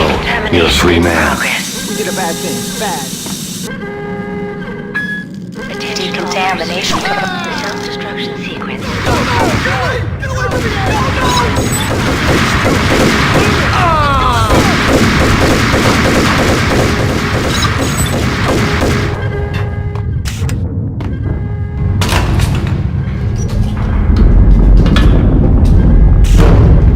I was caught in the middle of the deadly web that was the Valkyr case. One of the lab terminals had the project logo on the screen. Top secret. Project Valhalla. U.S. Army. Yggdrasil Network. Valhalla, the otherworldly place in Norse mythology where the bravest heroes spent their afterlife feasting and fighting forever, their wounds miraculously healed night after night. Valkyr, the maidens who chose the most courageous Viking warriors and carried them to Valhalla. 1991. The research objective is to create a chemical substance to enhance the stamina and morale of infantry troops. 1995. Results unsatisfactory. Project cancelled. Someone had decided to continue the sick experiment unauthorized. Project compromised. Data leak.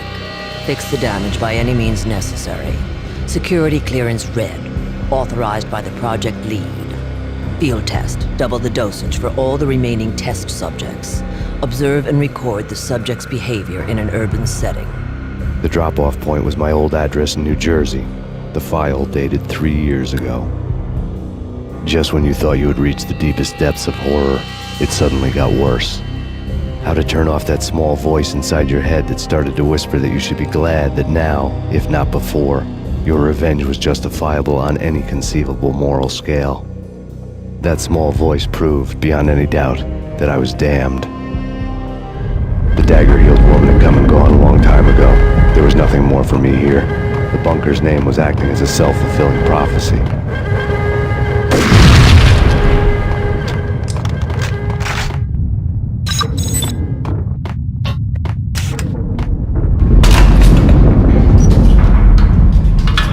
Attention all personnel.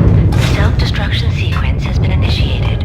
Proceed to the nearest exit immediately. 20, 18, 17, 16, 15, 14, 13, 12, 11, 10. Attention all personnel. 8.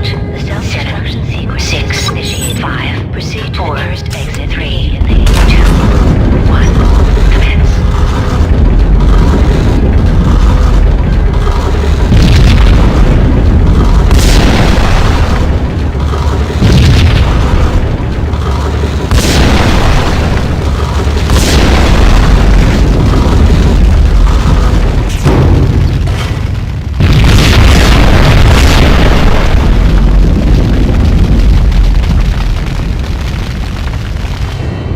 Piece together a jigsaw, and the final picture is you finishing that same puzzle. A mad, green-eyed killer standing behind you. An urban legend come true. The Project Valhalla test subjects had been the mad junkies who had murdered my loved ones. The rest was simple body count math. It all pointed to her. Ms. Valkyr. The factory went up in a fiery inferno behind me. All my leads were dead, turned to smoke and dust. I'd lost my way. I hadn't slept in a million years. I felt thin as death. I'd been living on an endless supply of week-old donuts. They were fuel for this crazy furnace inside my head. I couldn't remember when I had last seen the sun. I was on a permanent graveyard shift. When the darkness fell, New York City became something else, any old Sinatra song notwithstanding. Bad things happened in the night, on the streets of that other city. Noir York City. I was in an all-night diner, downing cup after cup of coffee that tasted like engine oil, when a new message from BB got me back on the killer track. What the hell happened at Roscoe Street? Maxie, I'm going out on a limb here. We need to talk this through, come up with a plan. 2:30 a.m., the Choir Communications Garage. The more I thought about Alex's murder and the frame-up, the more it felt like an inside job. I should have seen it coming. BB had sold me out, and now he wanted to finish what he'd started. The garage was dead. BB showed up in his tailor-made suit, gold watch, and cufflinks to match, all way beyond a cop's pay. Maxie. Oozing suave charm, he was guilty as hell. What the hell does BB stand for anyway? Backstabbing bastard? Come on, don't be like that. Have a cigar. I don't smoke. Maxie, you have no idea how big this is. It's huge. You have no idea. I think I do. You're a bribe-taking bent cop who sold out his partner. Those mobsters in the subway were a dead giveaway. Hard to miss. Bet it was exactly like this with Alex. Up close and personal. You can't win this one, Max. No, but I can make damn sure none of you do either. BB turned out to be another cardboard cutout bad guy.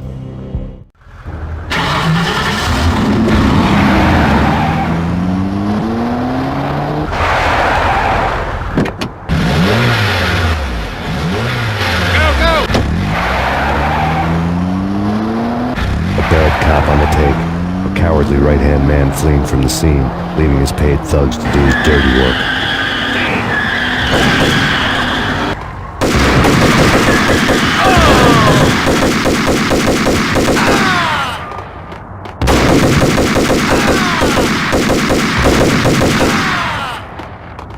Hold it! What the?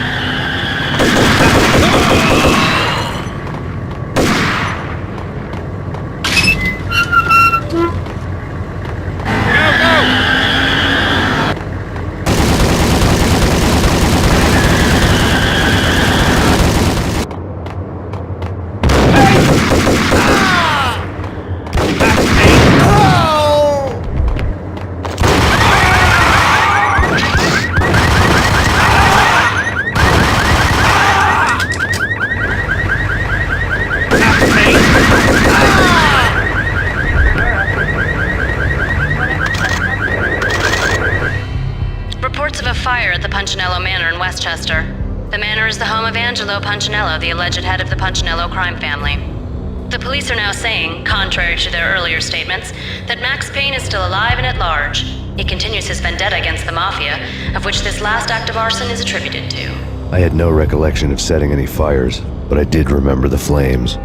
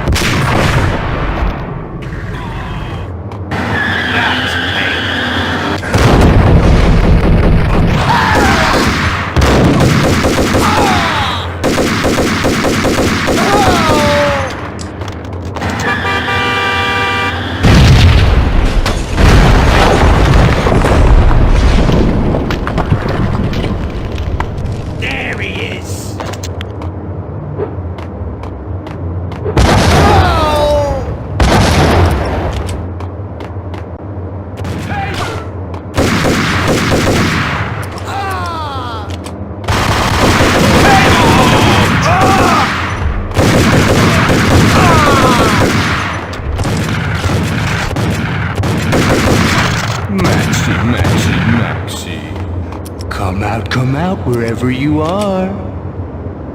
You know, I really hate people who refuse to see the inevitable, refuse to do the smart thing.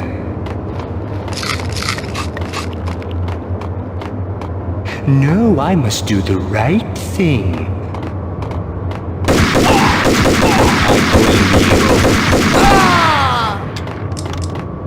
The payphone started to ring. Yeah. Max Payne? Whatever does it for you. This is Alfred Woden. I can give you the name of your enemy. Come to the Asgard building presently. We are expecting you. Woden was waiting for me on the steps of the old building. Mr. Payne, let's go inside. The others are anxious to begin. The others?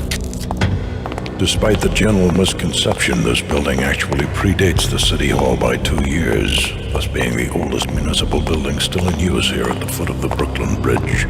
No kidding. The old man played tour guide as he led me through a dark, domed hall. The answers I was after loomed large ahead. Mr. Payne, I would like to introduce you to my colleagues in what we call the Inner Circle. You've been watching too much X-Files. You have seen the files on Project Valhalla. We can fill the gaps, provide you with the information missing from those files. We were all involved in the early stages of the project during the Gulf War. What's the catch? We would very much like to blow this thing wide open, but our hands are tied. Her name is Nicole Horn. She was the key figure in Project Valhalla. When the funding was discontinued, she simply refused to quit. She knew exactly what she had in her hands. Nicole Horn is the president of Acer Corporation. She has more than half the city in her pocket. This must be kept under wraps.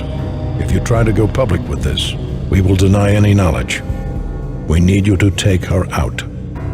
Afterwards, we can protect you. Make all the charges go away.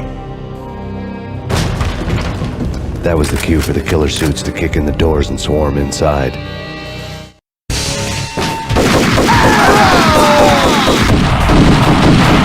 It was an impressive floor show, but I decided to leave early anyway. It was only a one-story fall. Lucky me.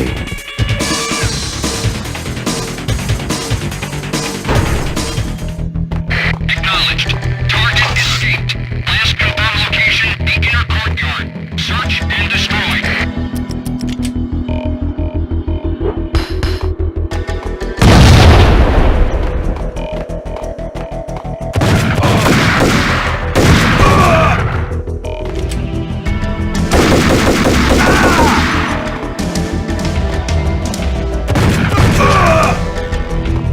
One of the monitors showed what was left of the Inner Circle. On screen, the so-called corpse of Alfred Woden stood up, miraculously waking from his dirt nap, looking smug among his dead pals. In the land of the blind, the one-eyed man is king. I didn't know how he'd pulled it off, but it was a pretty slick way to get out of all his promises. Most of what he had said fit too well to be a load of crap.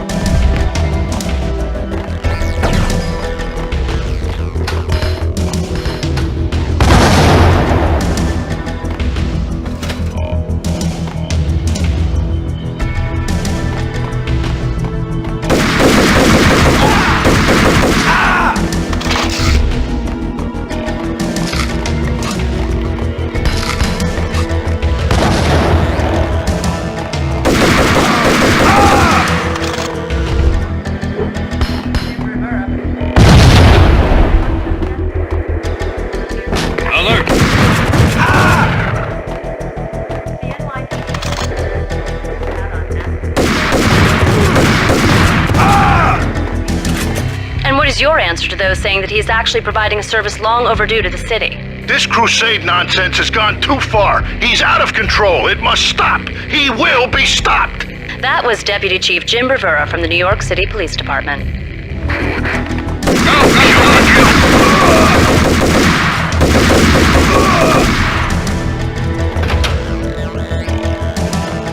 A videotape lay on the desk. Nicole Horn had blackmailed the Inner Circle into silence. The tape came with a curt extortion note on a piece of expensive paper. I remembered Candy Dawn taping her clients in action on the side, selling the tapes to the highest bidder.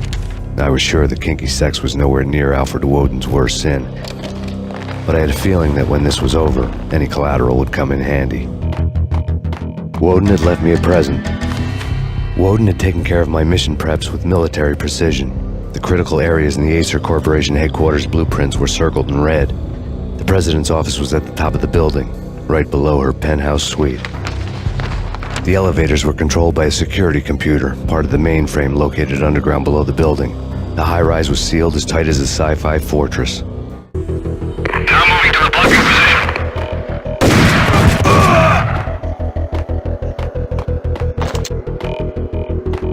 Redcon Delta.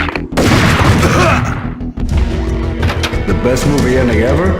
Gotta be Butch Cassidy and the Sundance.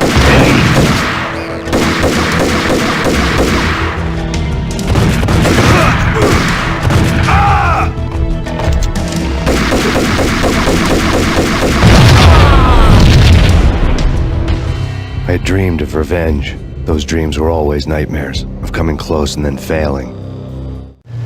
Now I was close. I had a name to guide me, Nicole Horn. I had nothing to lose.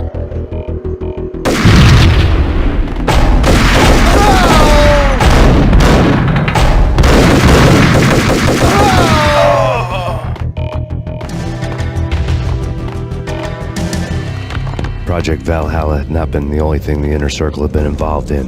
There were rows of cabinets full of files. The Serpentine Secret Society went back a long way, always pulling strings from the shadows. I couldn't say I was sorry. Woden's move in some Byzantine power game had cut the Circle's membership roster to 1. The old man wanted me on cleanup duty. It was my mess too.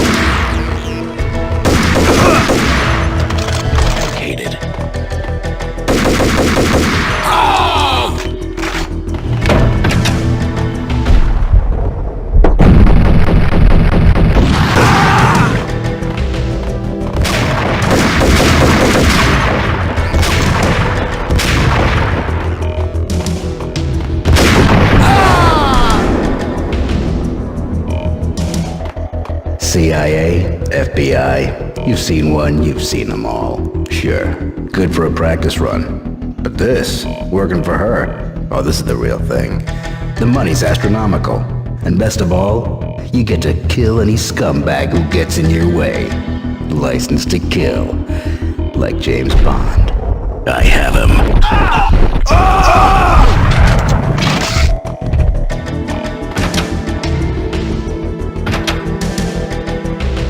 Take him down. Shoot to kill. Let's finish this.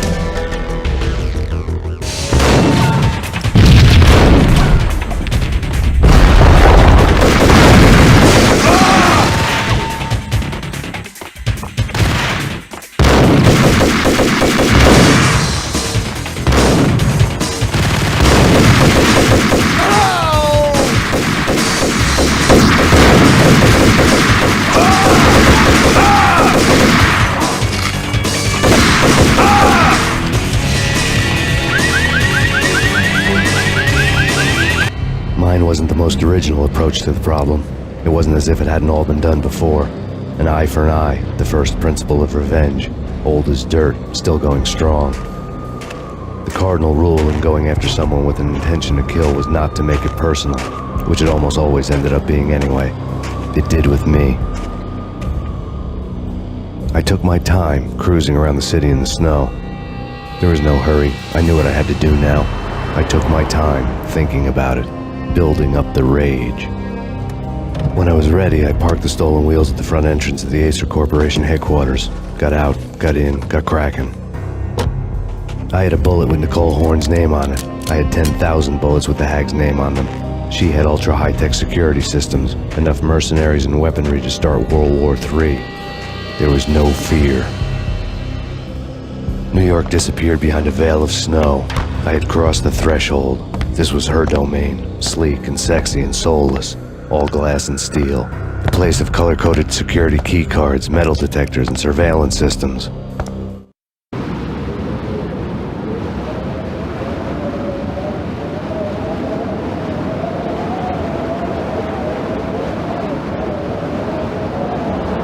Colder than a walk-in fridge.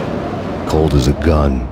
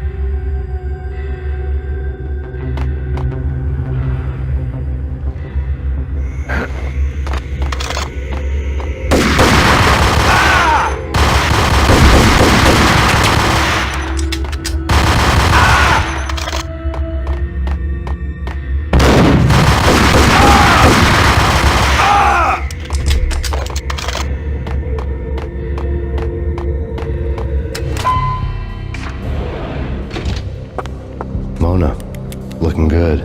Max, we gotta stop meeting like this. It will be a cold day in hell before I let a narc cop stop me. Miss Sachs, do your job. Relax, Max. You're a nice guy. I don't kill nice guys. You're not bad yourself. It was different when Horn wanted Punchinello dead. To cut her ties to the Mafia, he deserved to die. The same goes with her. She's the bad guy here. Her sister was whispering to her in my favor.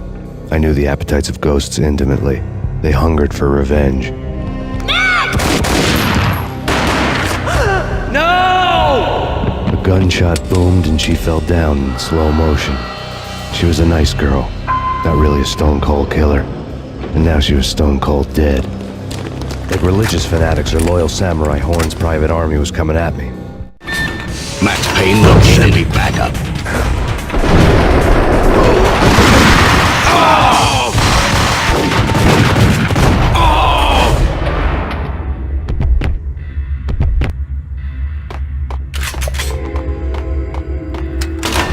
When the elevator came back down, Mona was gone. There was a lot of blood, but no body. Something clicked for the final time. My mind had never been so clear, as if somewhere high above the storm clouds were already gone, cold stars blazing from the black skies.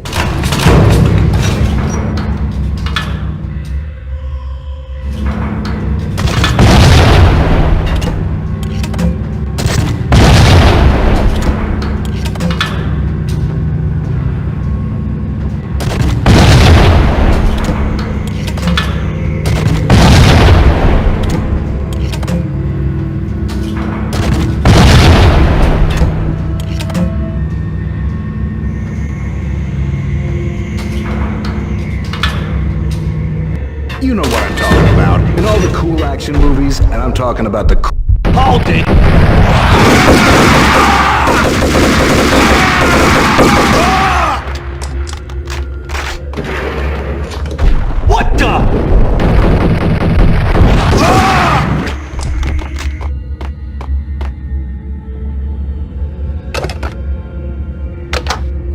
I had elevator access to the mainframe. From there, I'd be able to override the security locks and get to her office.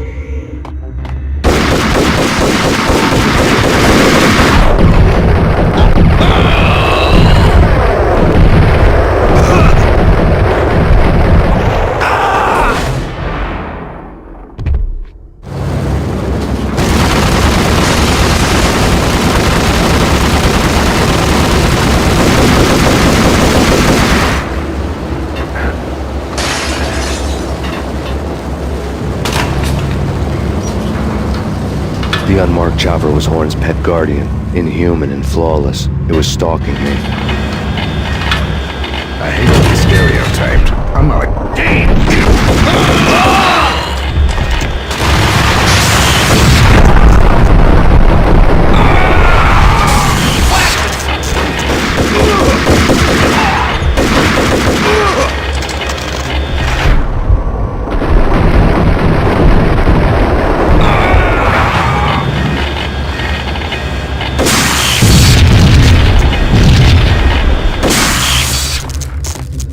All Horn's locks were now offline. All bets were off. The elevator would take me all the way up.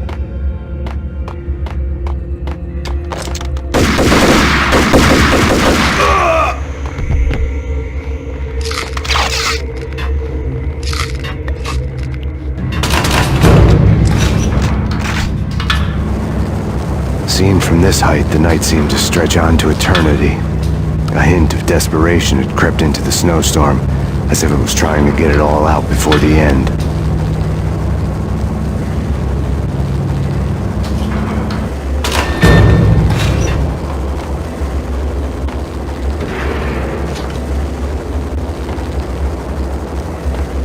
Engaging hostile.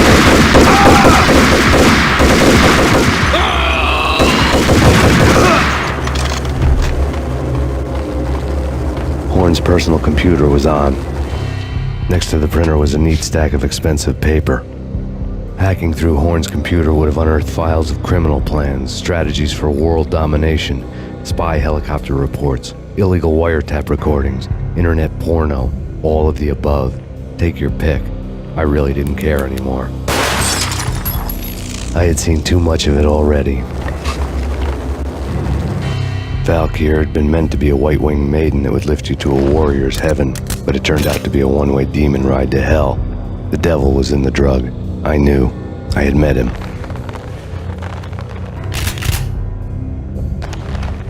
And now I was gonna kill her. The queen of the underworld who had tried to lift herself a bit closer to heaven with her drug money. No begging, no bribes. She knew better. Honor among killers. We who were about to die. Both of us knew how this would end. In pain and suffering. All this because your wife stuck her nose into things that were none of her business. The cops were coming to take me away. The sirens were like a bad conscience I couldn't shake. It's ridiculous you've made it this far. You won't be alive when they get here. Stop him!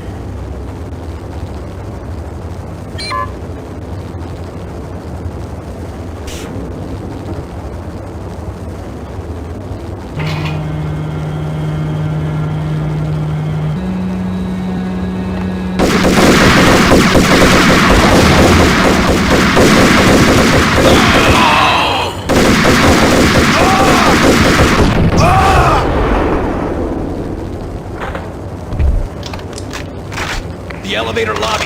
Get us back up now. Max Payne, this is futile. A waste of time. The deaths of your wife and daughter were necessary. Inevitable. It is done. You cannot bring them back. Nothing you do will make it any better.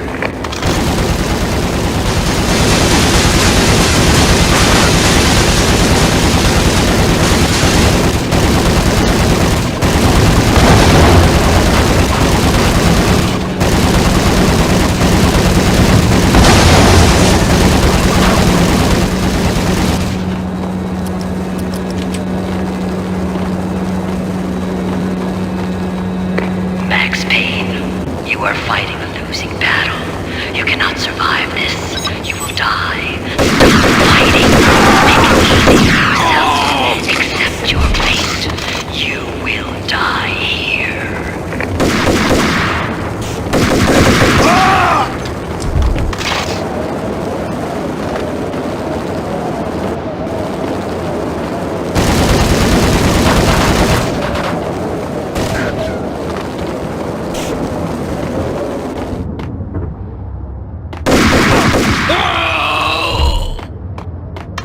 We have him in the north lounge. Send us assistance.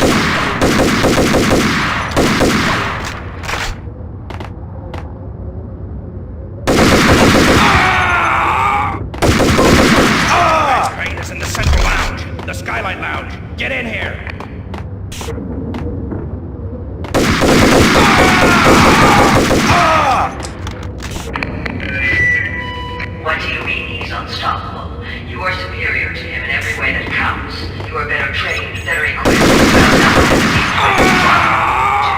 he's your job. Not a step further. Any means necessary.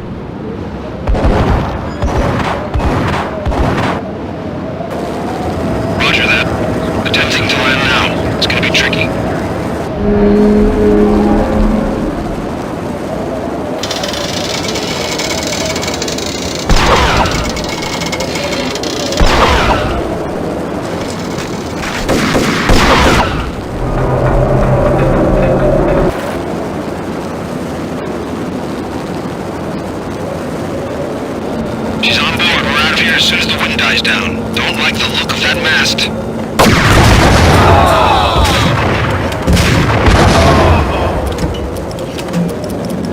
Lift off in 1 minute.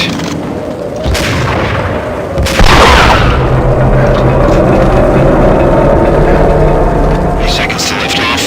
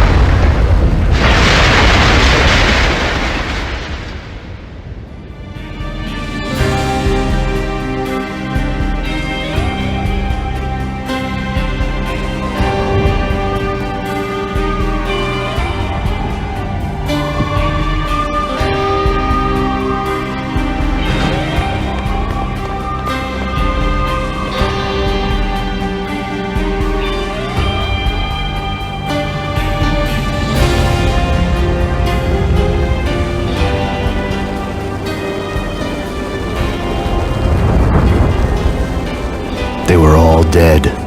The final gunshot was an exclamation mark to everything that had led to this point. I released my finger from the trigger. And then it was all over. The storm seemed to lose its frenzy. The ragged clouds gave way to the stars above. Max Payne, this is Deputy Chief Jim Bravura from the NYPD. We've got the building surrounded. Throw down your weapons and lie down with your hands behind your head. A bit closer to heaven. cops' voices were distant and muted. Freeze! NYPD! Hold it right there! My ghosts released me from their haunting. Down below, New York City glittered like diamonds on black velvet. You gave us one hell of a ride. Take him down to Central Booking. You heard the man. Woden was there in the crowd, standing by the sidelines. It wouldn't be over till the man with the patch would say so. He'd say the right words. I knew he would. He'd better. Woden grinned smugly. It was the grin of a winner. That made two of us.